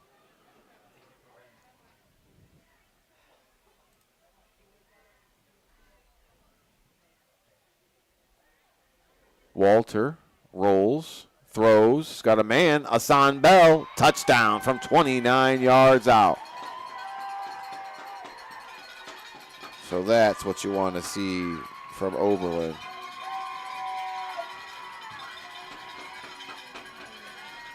Hassan Bell left all alone in the end zone. Believe Jermel Wilson lost the coverage on that right side. Someone broke off from Bell, and he was left all alone in the end zone to get Oberlin their first score of the ball game. Yeah, 5 plays, 60 yards, took 2 minutes off of the clock. The first 2 plays were incompletions, and the last 3 were all on the money from Drew Walter as he finds Hassan Bell for the 29-yard touchdown. And it now makes it 33-7 in favor of the Clippers. So huge play there by Hassan Bell to haul it in from 29 yards out to get OB on the board. With 1:19 to go before the half, we'll take a quick timeout. You're watching the Legacy Home Finance Game of the Week.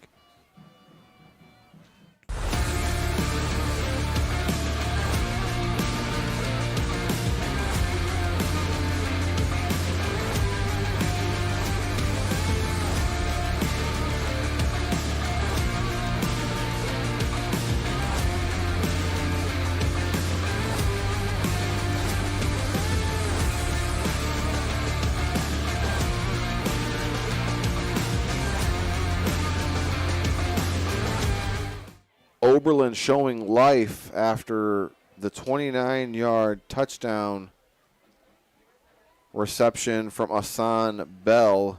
Makes it 33-7 with 1:19 to go before the half.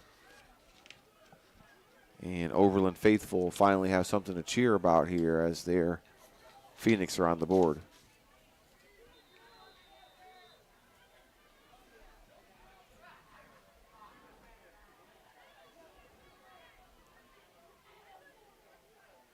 So Walter will be the kicker.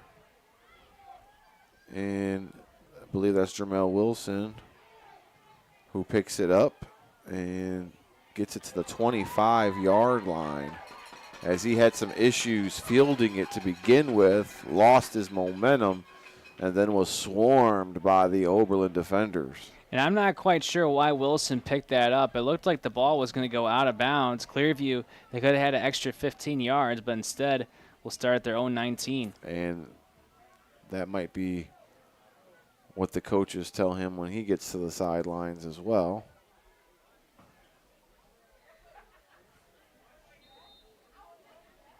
First and 10 from the 21-yard line with 1:14 to go. It's been all Clearview in this first half. Tristan Lantilli with 2 rushing touchdowns tonight. Cam Williams rolls and throws, and that's intercepted. And that is Hassan Bell again, who almost takes it to the house as back-to-back plays by Hassan Bell have Oberlin ready to score again. 2 turnovers for Clearview tonight. Bell making things happen towards the end of the first half.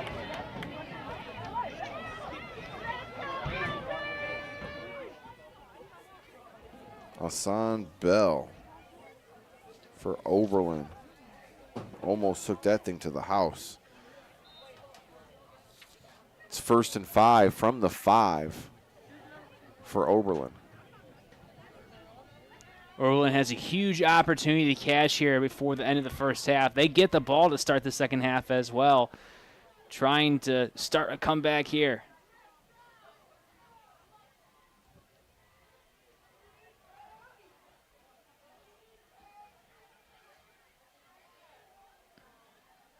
Walter tries to QB sneak from 5 yards out. Little tush push. Where we at, ref? No signal yet. Looks like they're down at the 1. Gain of 4 there for Drew Walter.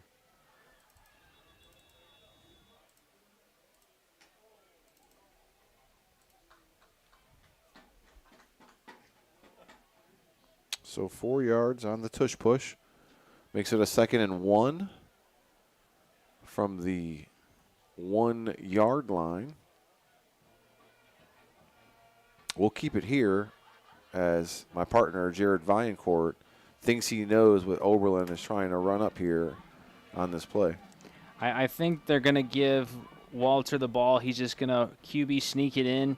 Another try? Yeah, I think they're going to do that, or they'll give it to Sakalo. Sakalo's been in motion a couple of times. It's been 50-50 shot, whether it's worked for Oberlin or not. I think those two will get the ball here in this situation. Any chance of a fade route to big number 5? I don't think so. I don't think so in this situation. You only have 1 yard to go. Oberlin, they have run the ball decently here tonight as a team. 8 carries. We'll see what they do here. Running back for Oberlin is number 34, Sebastian Albanez. He's come in with Corey Freeman. Sakalo is also there. And you called it, partner. Another QB sneak. And there's no signal yet. I thought he got in the end zone. They're going to say no.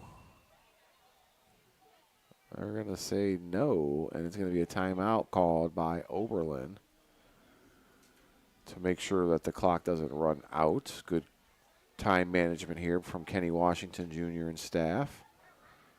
It's 3rd and 1 now. You have no more timeouts. Is this where you try your pass, Jared? I think you still go back to the same thing. I'm not a big fan of, with 1 yard to go, throwing a pass. I think you just got to find the blockers. Yep. It's man on man, hombre on hombre. We need 1 yard. Can we get it? Jared saying he likes the 3 yards in a cloud of dust.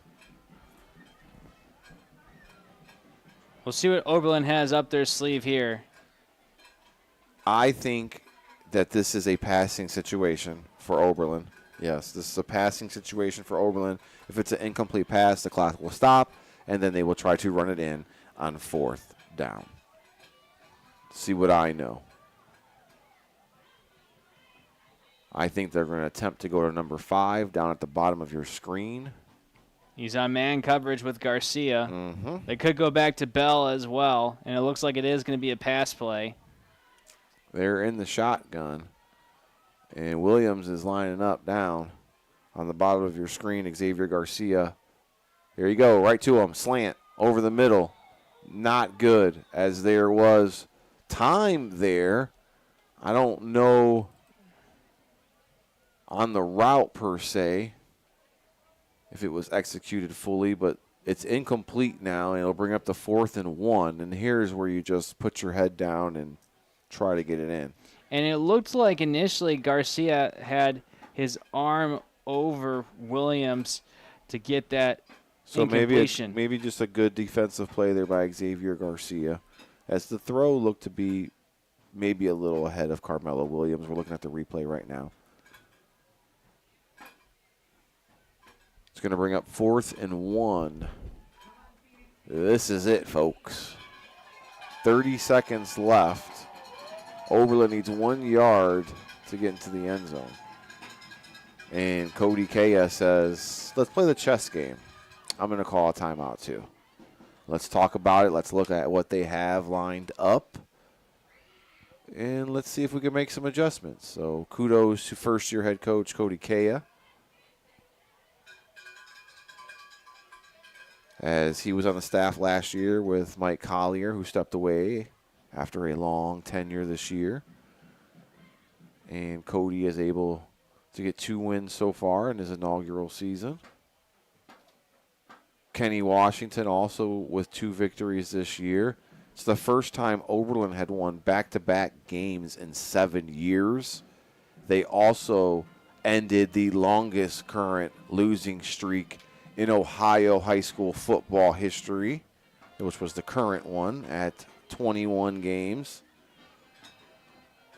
So Coach Kenny Washington has definitely changed the culture here at Oberlin. The kids have bought in. now in his second year. Cody Kea in his first year trying to get his Clippers to do the same thing. Big 4th and 1 here. Walter, direct snap is going to be stopped. Boss man, Manny Moore, number 52, the first one to corral him in a huge goal line stands for those Clearview Clippers. They did great defensively last week against Brookside, just giving up 6 points. And as you mentioned, Dave, Manny Moore right there with a huge stop. What a goal line stand by Clearview. I want to give a huge shout-out to Athletic Director for the Oberlin Phoenix, Julian Acosta-Gorman, for welcoming us here and having us, getting us all our information that we need throughout the week. Huge shout-out to him and the rest of Oberlin City Schools for having us here tonight. Clearview not going to run a play. They're just going to take a knee and go into the half, is what I assume, in a victory formation. That's what it looks like they're in right now, as there's just 24 seconds left. And that will do it. 33-7 in favor of the Clippers as we head into the half. Don't go anywhere. Our Health Markets Insurance halftime show is coming up next.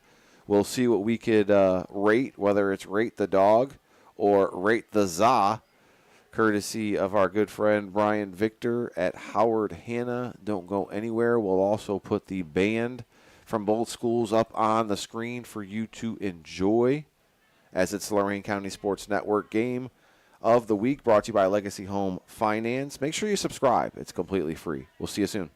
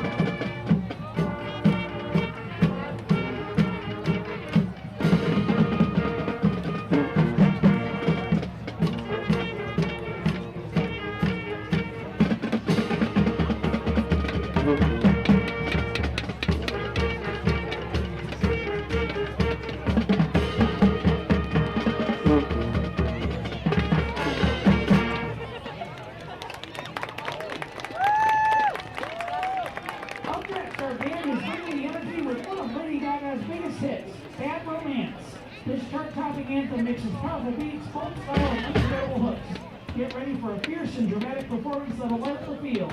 Here's Bad Romance.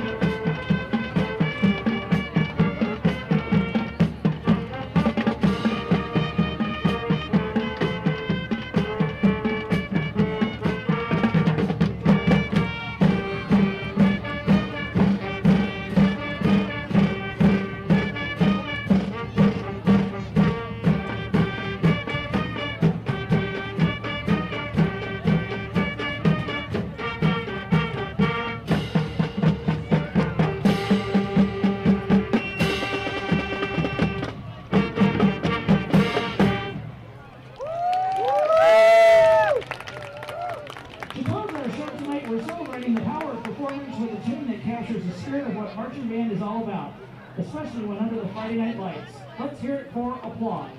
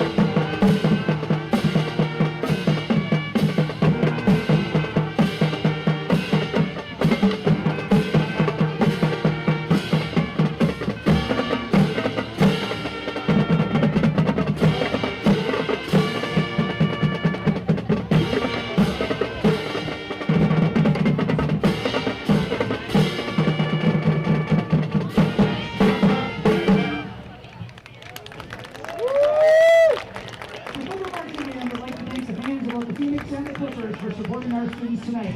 You can catch the Clearview Clipper Marching Band back home next weekend when they host the inaugural Patriot Clipper Classic Band Show on Saturday, October 18th at 7 p.m. at Tom Hope Field.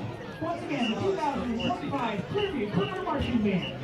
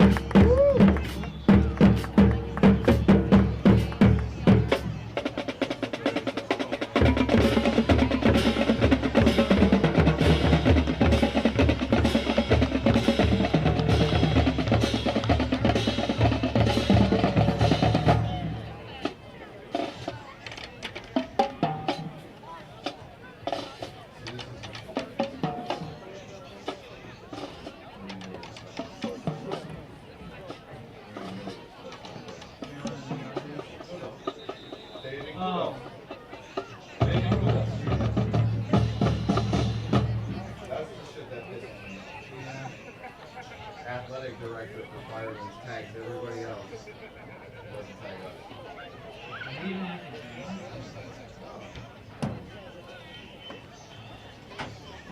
That's how these schools are, man. Oh, we have a 2 or 3 hours.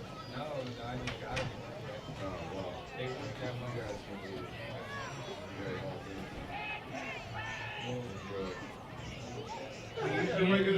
You said that we were with OEL and then like here. Yeah, well, I told them, I was like, we do like this thing that one guy asked the other guy. Ladies and gentlemen, under the direction of Mr. Ryan Jason and led by Field Commander Ray Pesek, Percussion Captain James Georgiadis, and Color Guard Captains Arabella Ortiz and Lydia Chambers. Please welcome to the field the Pride of Oberlin.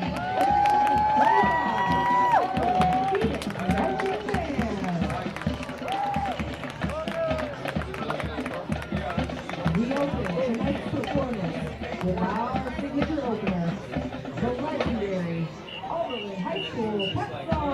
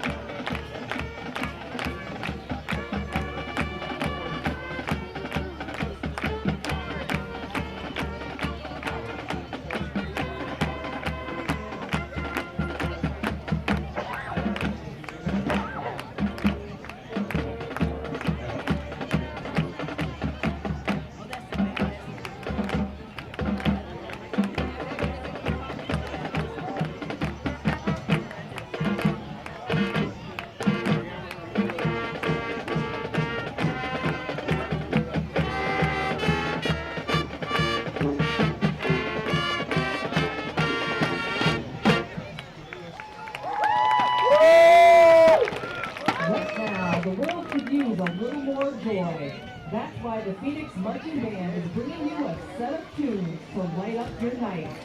Welcome to our Happy Halftime Show. Tonight, a highlight of the Minions 2 soundtrack.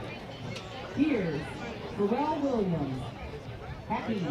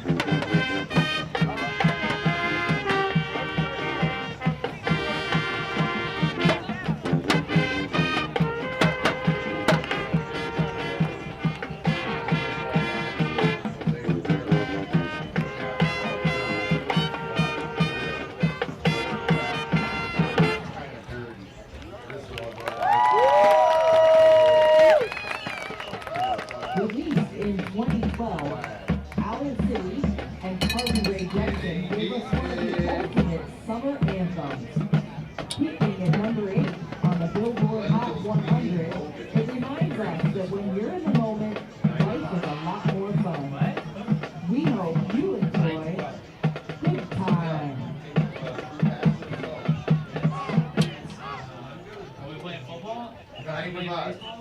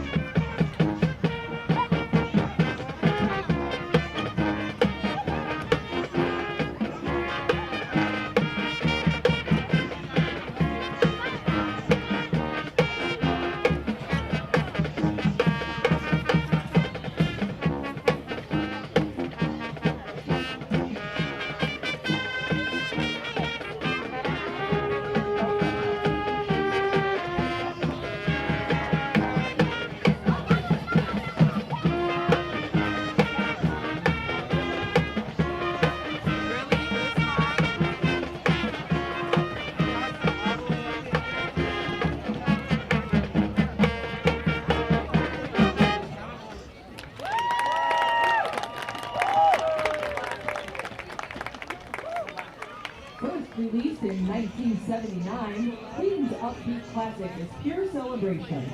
Driven by Freddie Mercury's powerful vocals and an irresistible groove, it's all about living fully in the moment. Feel the energy with Don't Stop Me Now.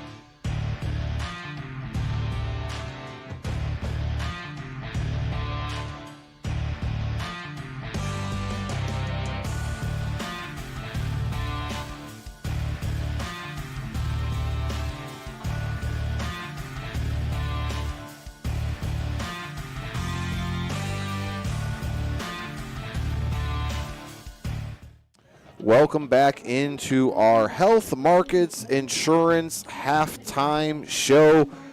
Dave Rivera joined alongside Jared Viancourt, 33-7 in favor of the Clearview Clippers. You're able to watch us thanks to our friends at Green Path CPA Solutions, as we have a LC8 matchup here in Week 8, and Oberlin's had some few turnovers in the first half. It buried them early. Clearview has been able to run the ball at non-stop, and Oberlin was able to get a score late in that game. We'll go through exactly what's been going on. As to get things going, it was Jermel Wilson with a 90-yard touchdown from the kickoff to start things off for Clearview. And then Clearview got things going with a 2-yard touchdown run by Cam Williams, followed by a 25-yard touchdown run by Cam Williams. And then it's been the Tristan Lentilli show. He has 2 touchdowns tonight, one from 16 yards out, one from 27 yards out. Kristen Stevenson for Clearview at his linebacker position has 2 turnovers himself. He intercepted the ball from Oberlin and then also got a fumble recovery for Clearview. On the other side for Oberlin, Corey Freeman has an interception. Asan Bell has an interception to go along with Bell's 29-yard touchdown reception from quarterback Drew Walter. It's 33-7. That's really how your box score has went for the first 2 quarters. It's time to look at the stats, courtesy of Al Januzzi's CPA. It's all about the numbers. Jared, you got them. What they look like? At the stats, at halftime, Clearview, 22 carries for 172 yards. That's led by Treston Lintilly. He has 11 carries for 103 yards. For Oberlin, they just have 9 carries on the ball game. Going in negative yardage is Oberlin in the rush game. Receiving-wise, Clearview, they have 3 receptions for 26 yards. Really haven't done much in the passing game. For Oberlin, they have 9 receptions for 91 yards. Williams, Carmelo that is, has 4 receptions for 37 yards to lead the way for Oberlin. Passing-wise, Cameron Williams just 2 for 4 as of right now for 26 yards and 2 interceptions. For Drew Walter, he is 9 for 17 with 1 touchdown pass and 1 interception. Both these teams have run 26 plays. The difference is Clearview with 198 yards, Oberlin just 88. So those are your stats, courtesy of Al Januzzi, CPA. It's all about the numbers. The number that's important is the score, 33-7 in favor of Clearview. We're live from Oberlin College, and it's time to rate the ZA. Courtesy of the Brian Victor team at Howard Hanna. It's turned into one of our favorite segments as we didn't get a hot dog today. We went and got some pizza, and Jared is going to show us what it looks like, what it tastes like, and give his texture, review. Everything is important. I'm not Gordon Ramsay, but I try my best. We did this last week, or was it 2 weeks ago, I believe? Yeah, it's been starting to be a hit at Keystone, and it's been a hit ever since. It's just like a live pizza taste. One bite, everyone knows the rules. So here we go. One bite.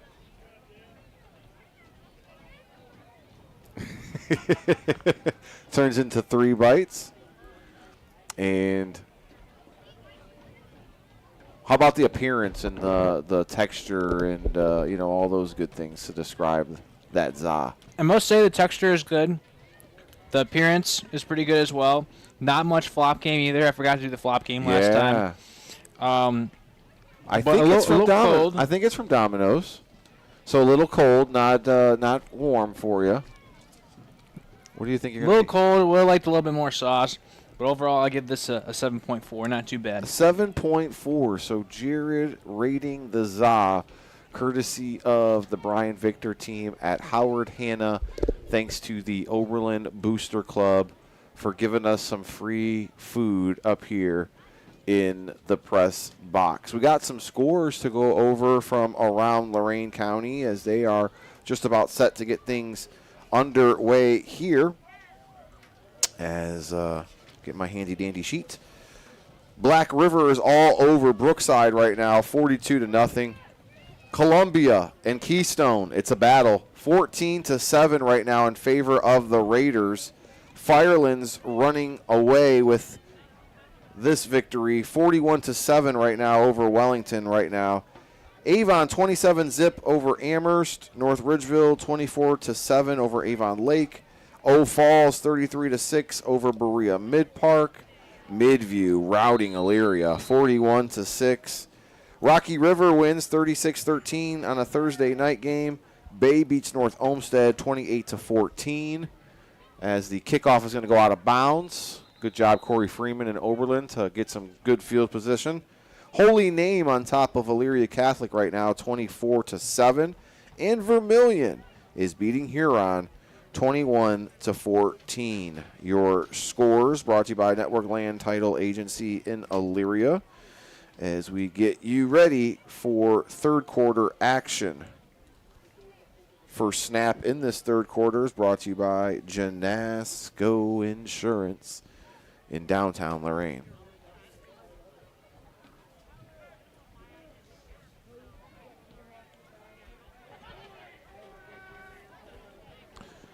So let's see what Oberlin can do as they won the toss, deferred. Clearview returned the opening toss, 90 yards. As your coin toss was brought to you by Lorain County Visitors Bureau. The Firelines 44-7. And in the fourth quarter, So here we go. Freeman, the man in motion. He gets it in the swing pass. Nice block by Jackson Sicalo.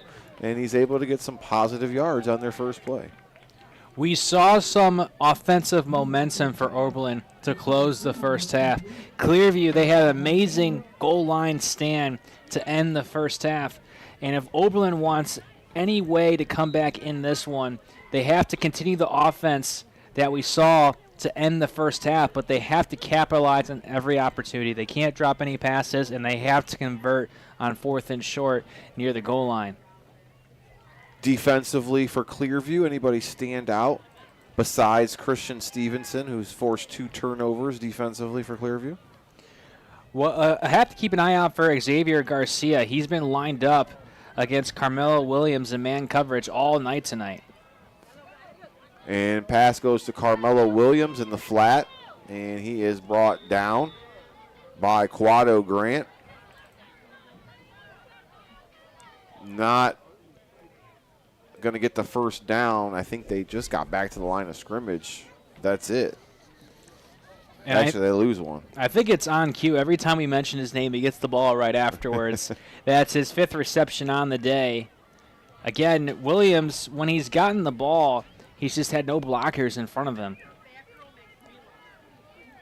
3rd and 6 now from the 39-yard line. Drew Walter is going to get the false start penalty, not him personally, but somebody on the Oberlin team as he was getting ready to take the snap. Everybody's got their pink on from Oberlin, representing Breast Cancer Awareness Month.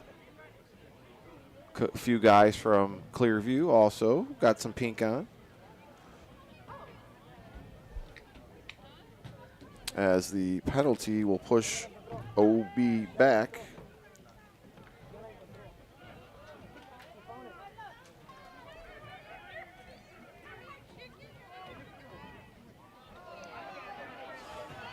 As that one, ball still on the ground. Let's see what the ruling is. It's going to be a fumble and recovered by Clearview. Jared, you see who got that? I did not see who got it. There was a big dog pile right there. That's the first time we've seen Oberlin have trouble with the snap here tonight. So another fumble here for Oberlin. They've already lost one earlier. They lose another one now. And it's going to give Clearview the ball back with great field position. Mason Rosenthal, he's taking over for the injured Camonte Hopkins at center. And first bad snap of the night by Rosenthal. Usually plays left tackle for Oberlin. Trying to track down all the scores here in Lorain County. I know there was a few we were still missing. Good one going on. Columbia and Keystone 14-7. That one's for first place in the division. As the sweep goes to Nate Christensen for Clearview. Wide receiver sweep. It's going to lose a yard.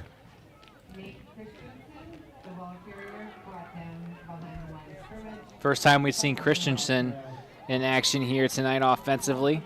Has been really quiet for Clearview. 2nd and 11 from the 26-yard line.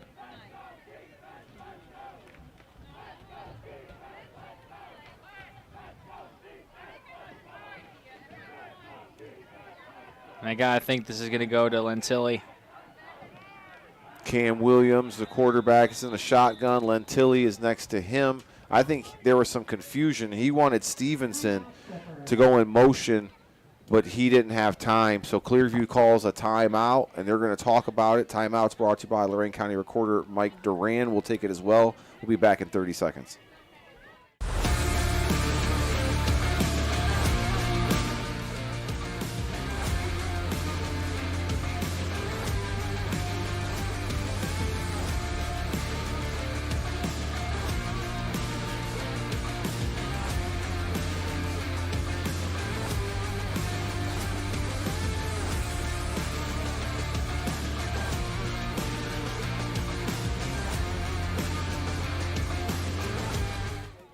Timeout called by Coach Cody Kaya as some miscommunication offensively.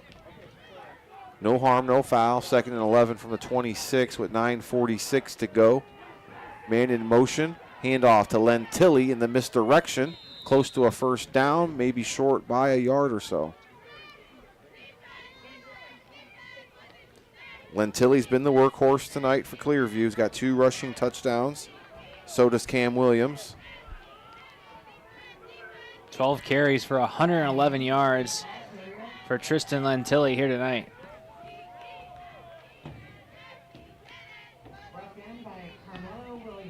And he might get the hat trick here tonight. Coming into today, he just had 3 touchdowns. He might equalize his season high before coming into today if he gets another one here. Cam Williams, keeper, brought down. Drew Walter, as well as number 54 Oberlin, Mason Rosenthal.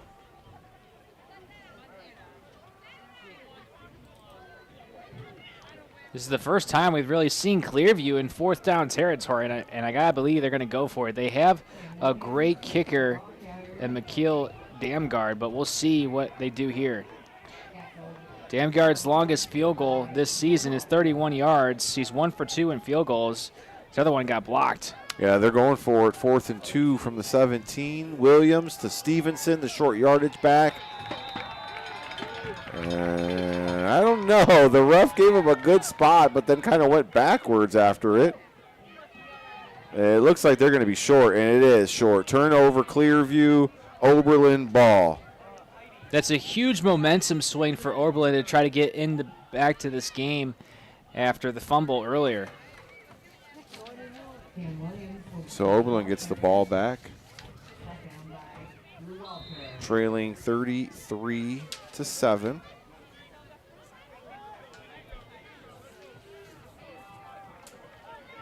Walter gets the play from Coach Kenny Washington Jr. and then trots out there. We want to thank you guys for tuning in on YouTube. Make sure you subscribe. You can check out the whole library from all season long. Watch the replays whenever you want. It's completely free. Freeman, man in motion. Walter gives it to him. Freeman around the left-hand side. Pick up some good yardage there before he's brought down by Clearview's number 14, Braden Turner, which is good to see him back into the ballgame, Jared, who got hurt in the first quarter, and we hadn't heard of him or seen him since. Glad to see Turner is back, and that was a game-saving touchdown tackle right there. If Turner doesn't get that one, I think Freeman is off to the races. Freeman picks up 9 on that pass.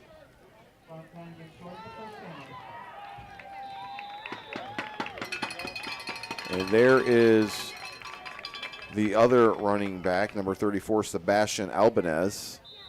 Jason Reese with the ball carrier for Phoenix, 1st down. First down, Oberlin from the 34 now. Reduced price hot dogs at the concession stand, $1 each.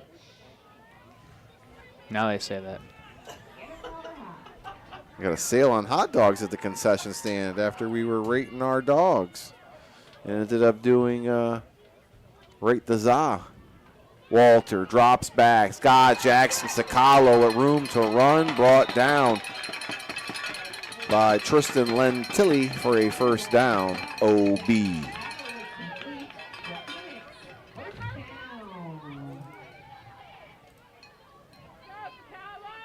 So Jackson Sakalo with some room to run, showing he's got some moves and a big first down there for Oberlin. Really big first play we've seen from Sakalo here today, just his 3rd reception. Helps Oberlin in a big way. Jackson lines up as the tailback. Handoff to the up man's fumbled. On the ground still and recovered by Jackson Sakalo and Oberlin after Clearview had a shot at it. There is a flag on the, or no, that was the. Yeah, that was the marker. The marker. My It apologies. was like hot potato down there, man. Clearview can not get on the same page about the handoffs here today. they've continued to struggle with that here in the second half. Luckily, they didn't turn that ball over. That would have been the fourth one.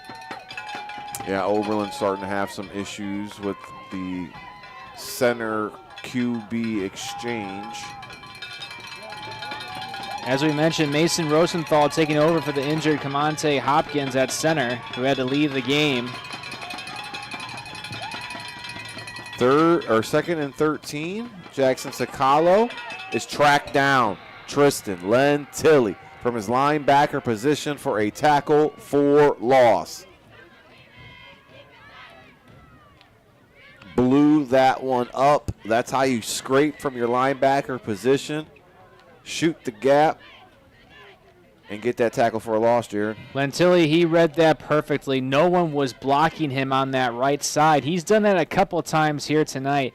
He's doing it on both sides of the ball, really showing off his speed and athleticism here tonight for Clearview. Brings up a long third down play for the Phoenix.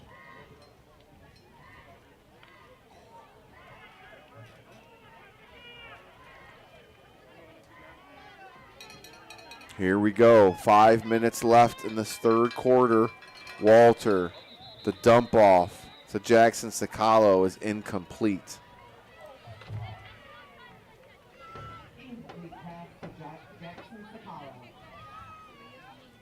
And if you're Oberlin here, what do you do on 4th and long? Do you punt it? Do you go for it?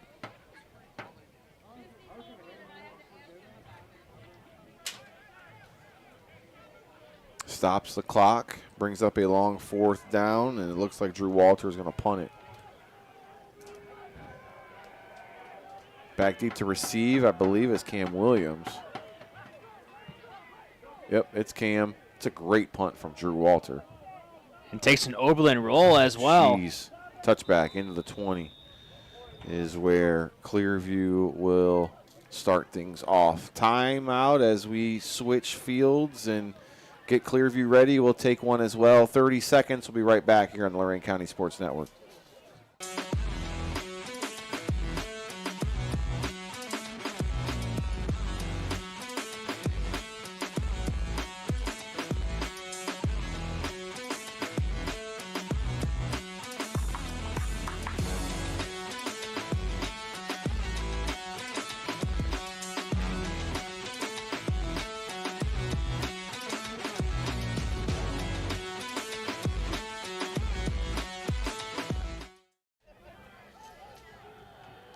After the punt, Clearview will take the ball from the 20 as our DLW game was Holy Name and EC, which looks to be over as finals are starting to come throughout Lorain County. Pass from Cam Williams is caught, and making the catch is Nate Christensen. Almost broke it there and almost took it to the house. We've seen that a lot tonight from Clearview, getting yards after contact, breaking a lot of tackles. Christensen almost had one right there.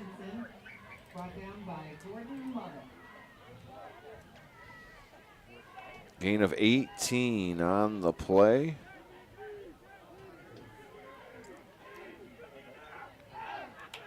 First and 10 from the 38. 4 minutes left here in the third. Cam Williams keeps it off the right-hand side. Jackson Sacalo and Corey Freeman converge. Cam Williams is still on his feet, ladies and gentlemen, as Carmelo Williams finally comes and cleans him up. But Cam was just bouncing around like a ping pong. He refuses to go down, and I believe almost got the first down on that as well. He's a one-man wrecking crew. If you're not familiar with Cam Williams, he is a transfer. Came over last year from the Firelands High School. Made an impact immediately last year with Clearview. Now his senior year here with the team, made the switch from running back to quarterback. Although from the Wildcat position, he's still doing his damage. He's only thrown the ball 5 times here tonight. And he'll admit, partner, that's not really his strong suit. And he's okay with that. He said, I'll run it, man. Hand off, Tristan Lentilli. He's close to a first down. Yep, they're going to move the sticks again. But give credit to Coach Cody Kea. I mean, he started Braden Turner at quarterback to start the season, realized maybe we need to put people in different positions to benefit the team. Turner goes to wide receiver, does well. Cam Williams becomes the quarterback / running back and does very well. And now you got Tristan Lentilli back there, who's a hammer and a load to take down. Clearview offense rolling here tonight, 33-7. They're a running team. They've run 33 plays. 28 of those have been a run play. Last week, rushed for over 300 yards as a team against Brookside. Lentilli on this first down carry. Picks up a few yards before being brought down by Drew Walter and company. Also out there was Russell Shelton, number 54. Julian Page and Drew Walter on the tackle. So 2nd and 7 from the 47-yard line here for Clearview.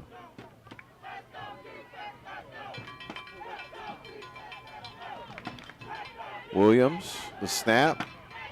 And the pass is complete over the middle to Stevenson, who's got some room to run. Got one man to beat. That's Corey Freeman. Does he get into the end zone? No, he's pushed out inside the 5. There you see again another Clearview offensive player continuing to break tackles. Yards after contact, we don't have an official stat on that, but Clearview's would be off the charts here tonight. And nothing but a basic pop pass from quarterback Cam Williams to Christian Stevenson. And Stevenson showing what he can do after the catch. Almost gets into the end zone. He goes out at the 4-yard line.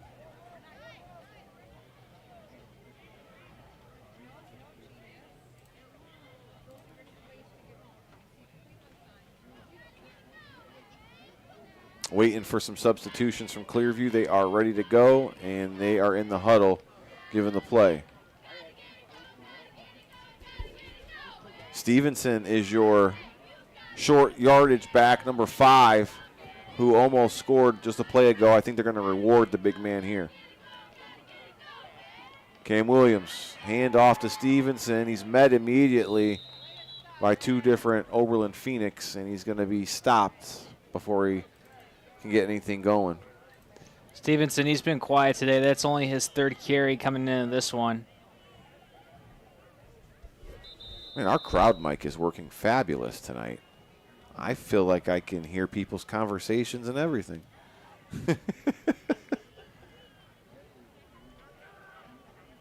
Got an injured Oberlin Phoenix on the ground. We'll take an injury timeout. Brought to you by Lorain County Recorder Mike Duran. We'll be right back.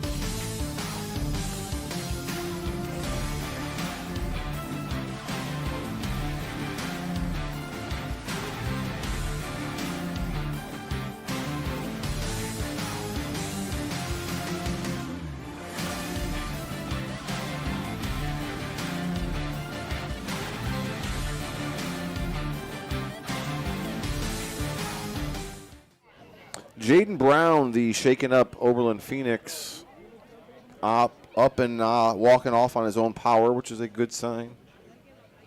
As Brown, big part of the team, plays offensive and defensive line. He is a junior. 2nd and 4 now. And Clearview gets called for the penalty as we had some movement on the offensive line.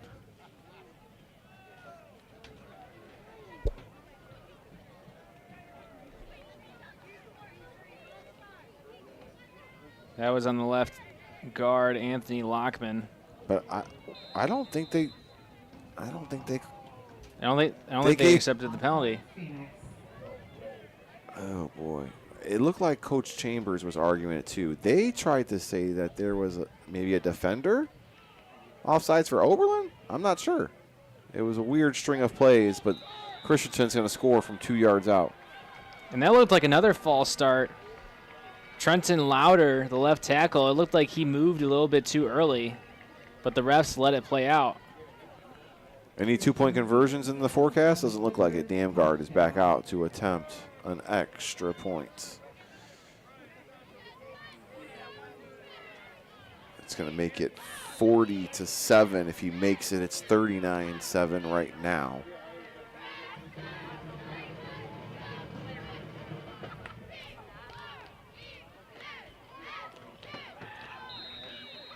And the PAT is good.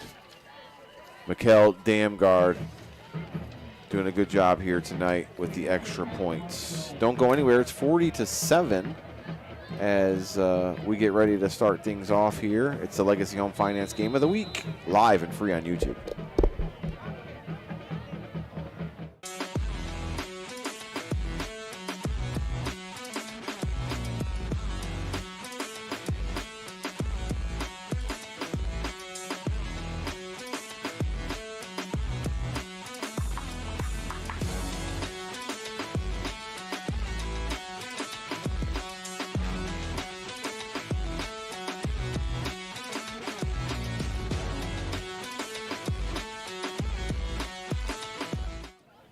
As we get ready to start this 4th quarter of play, it's 40-7 in favor of Clearview.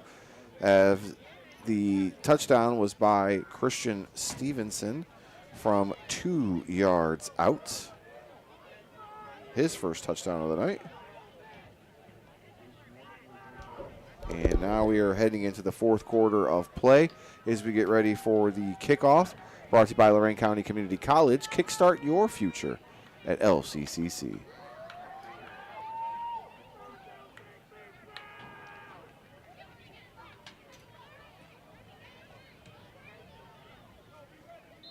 Damgard going to kick things off.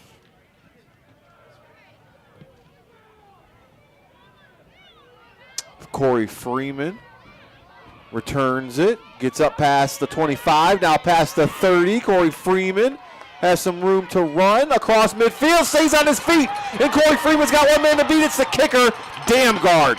Touchdown saving tackle. Penalty flag on the play.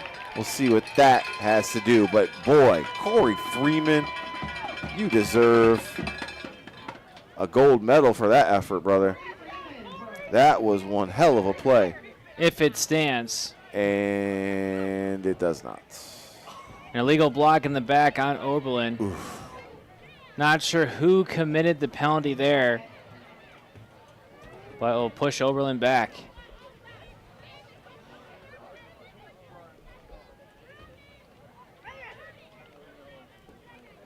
Yeah, I think he was trying to get away with it as much as he could until someone said something.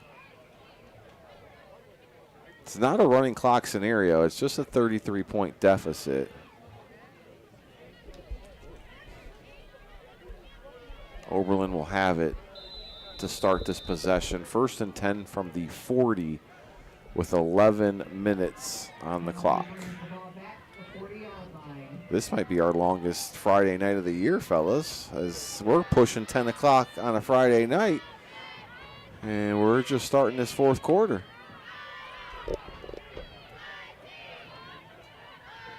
Oberlin getting set offensively. Drew Walter is the quarterback.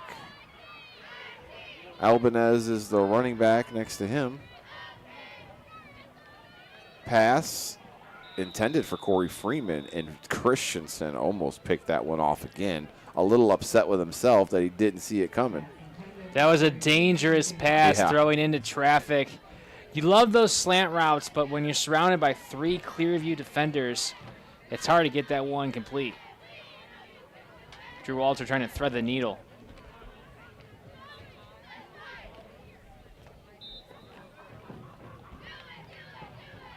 Second and 10.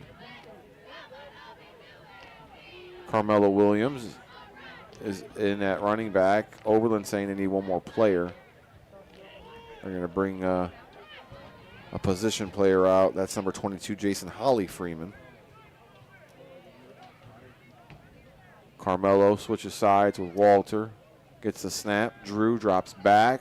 Looking to set up the screen. Montez, Sanchez, Miller sniffed it out. Says not up in here. And Drew Walter, he's throwing up his arms asking why that wasn't a penalty. It looked like Miller got a piece of his face mask, but nothing was called. We've called Miller Sanchez's name a few times. He's a great defensive end for Clearview. 6 foot, 185 pounds. Gets to the ball. Senior. Got a great first step. Him and Manny Moore are definitely going to be missed on this defensive front for Clearview. The seniors both will be graduating this year. It's going to be tough to replace those guys next season for Clearview. Boss man, big number 52. He's out there right now. He's got a cast on his hand, and he's standing up from the defensive end position. Let's see if Manny Boss Man can put some pressure on. Chasing, Drew Walters rolls and throws. Almost picked off as Clearview's Ethan Ball got a hand on it. And that was a throw that Walter shouldn't have made. He either should have gone out of bounds or thrown that one away. Jackson Sakala was basically playing as a defensive player, so Clearview couldn't intercept that ball.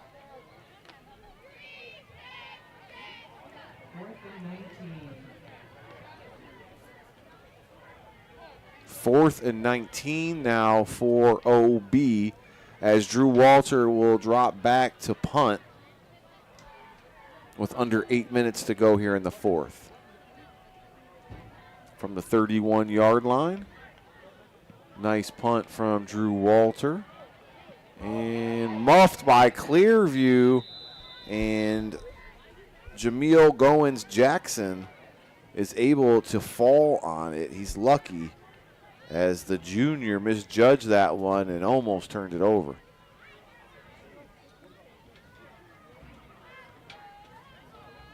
Might see some new players for Clearview, as we will take a look to see who comes out.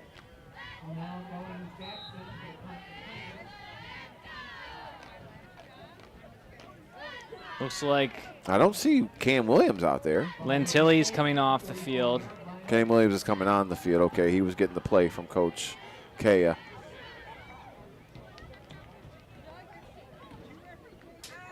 So Lentilli's night is done. They still have Braden Turner out there on the far sideline. He hasn't really got any action since the first quarter. We could see a pass attempt from Williams to Turner here. Yeah, we'll get you some numbers on new guys, as Stevenson's the guy in motion that resets. Handoff up the middle. That is Xavier Ricks, number 20, as he's a junior, getting his first carry tonight.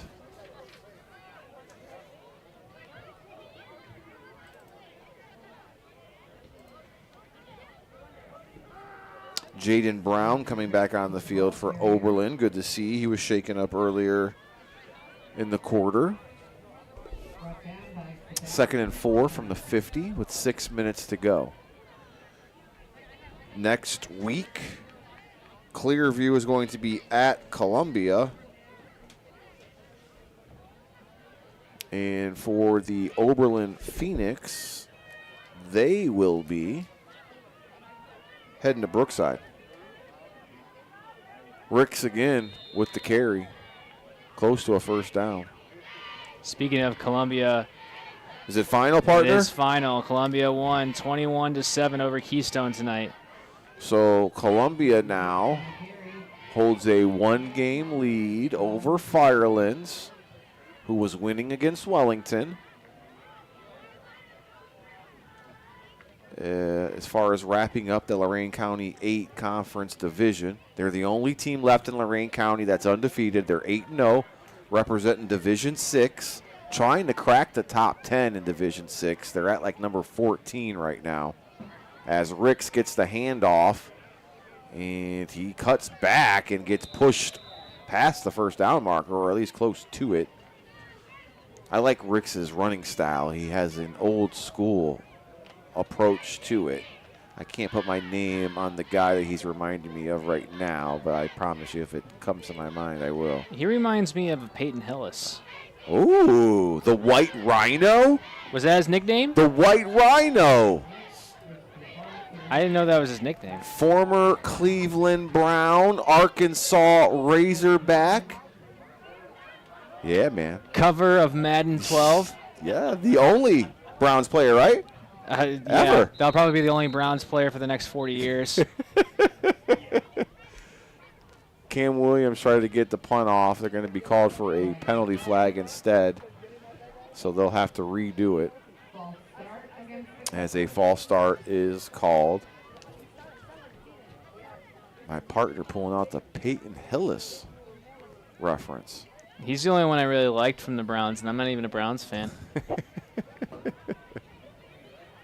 Cowboys. Oh, I know people on the stream aren't going to like that, but boy, America's team, huh?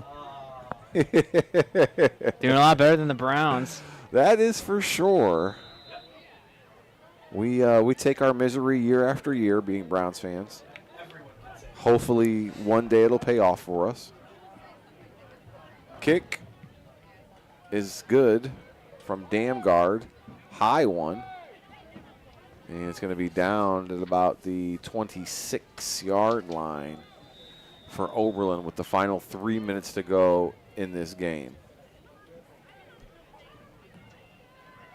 Next week, we are going to have Vermilion and Edison. Yeah. That's going to be a great game. Edison travels to Vermilion. We'll go out there as well. It's a big SBC, Sandusky Bay Conference game, as Vermilion is playing some good ball this year. So far, they're in the top 12 to make the playoffs for Division 4. They also have a guy by the name of Evan Coons, who is in the running for the Golden Helmet Award. If you don't know about Evan Coons, let me give you a fun fact. I guess I'll spoil it before next week. His dad was the blocking fullback for Ron Dane at the Wisconsin. So Evan Kuhn comes with some pedigree in his lineage, as his dad was a former college fullback and blocker for Ron Dane. Hassan Bell connects for the long pass play with 2 minutes to go here in the fourth quarter. As that was a nice pass from Drew Walter, probably the best pass of the night, Jared. Him and Bell have connected very well when Bell has gotten the ball. That's 3 receptions for 88 yards, and they have been 2 peas in a pod here tonight. Bell has done a lot better than Carmelo Williams, who we thought was going to get most of those long passes here tonight. Under 2 minutes to go.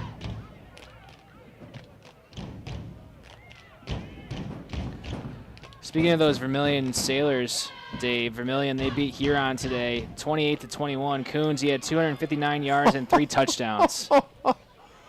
It's just cementing his case for Golden Helmet Award. Oh, could have been a push-off. Oh, they get it. They both got it just late. Carmelo Williams with a very obvious push-off there. It's not going to stand. It's coming back.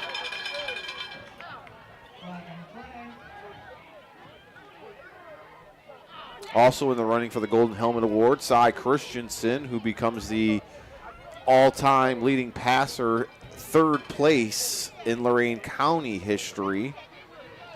I mean, how do you vote between Christian and Kuhn? It's like trying to pick your favorite child. They both have done really great this season. It's hard to pick who's done better Who's overall. your third? I don't know. I mean, those are the top two guys. I'm not really thinking about my third because those two guys have been really good all season.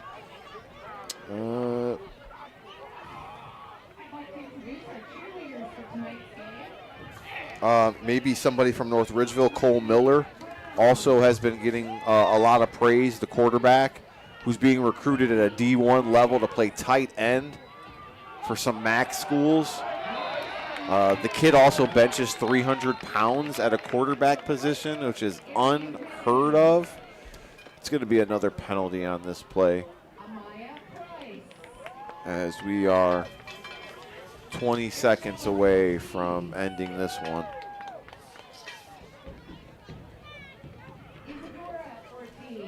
Goes on Kudo Grant.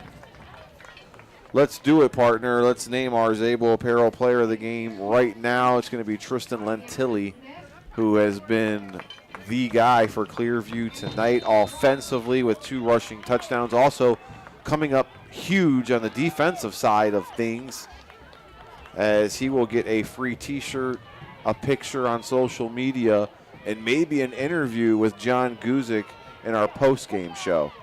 Interception, Clearview, that will do it. As that is number 14, Braden Turner, who comes up with the interception to end the ball game. So that'll do it. 40-7 is the score. That's what I thought. Looking at the scoreboard says something completely different. I had to look at my partner and do a double take. We'll be right back. We'll get into our Spitzer Auto World post-game show, and we'll give away some awards and get you ready for next week. Don't go anywhere. It's Lorain County Sports Network Game of the Week.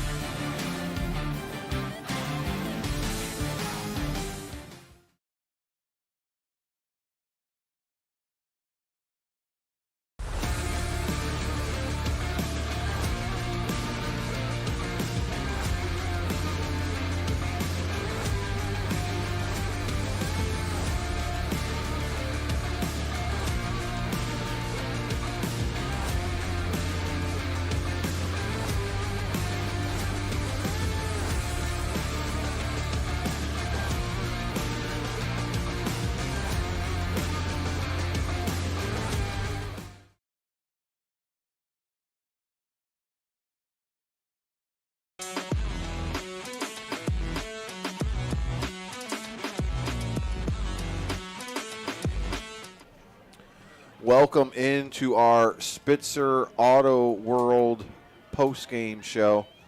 Dave Rivera joined alongside Jared Viancourt. Thank you so much for joining us here for tonight's broadcast. Clearview wins 40-7. They improved to 3-5 on the year. Oberlin's going to drop to 2-6 as we get ready to say who our player of the game is. Tristan Lentilli receives the award from Zabel Apparel Company. Jared, you got the stats, courtesy of Al Januzzi CPA. Let's hear them. For Clearview, they ran the ball 34 times for 208 yards. Tristan Lentilli led the way with 14 carries for 116 yards, 2 touchdowns.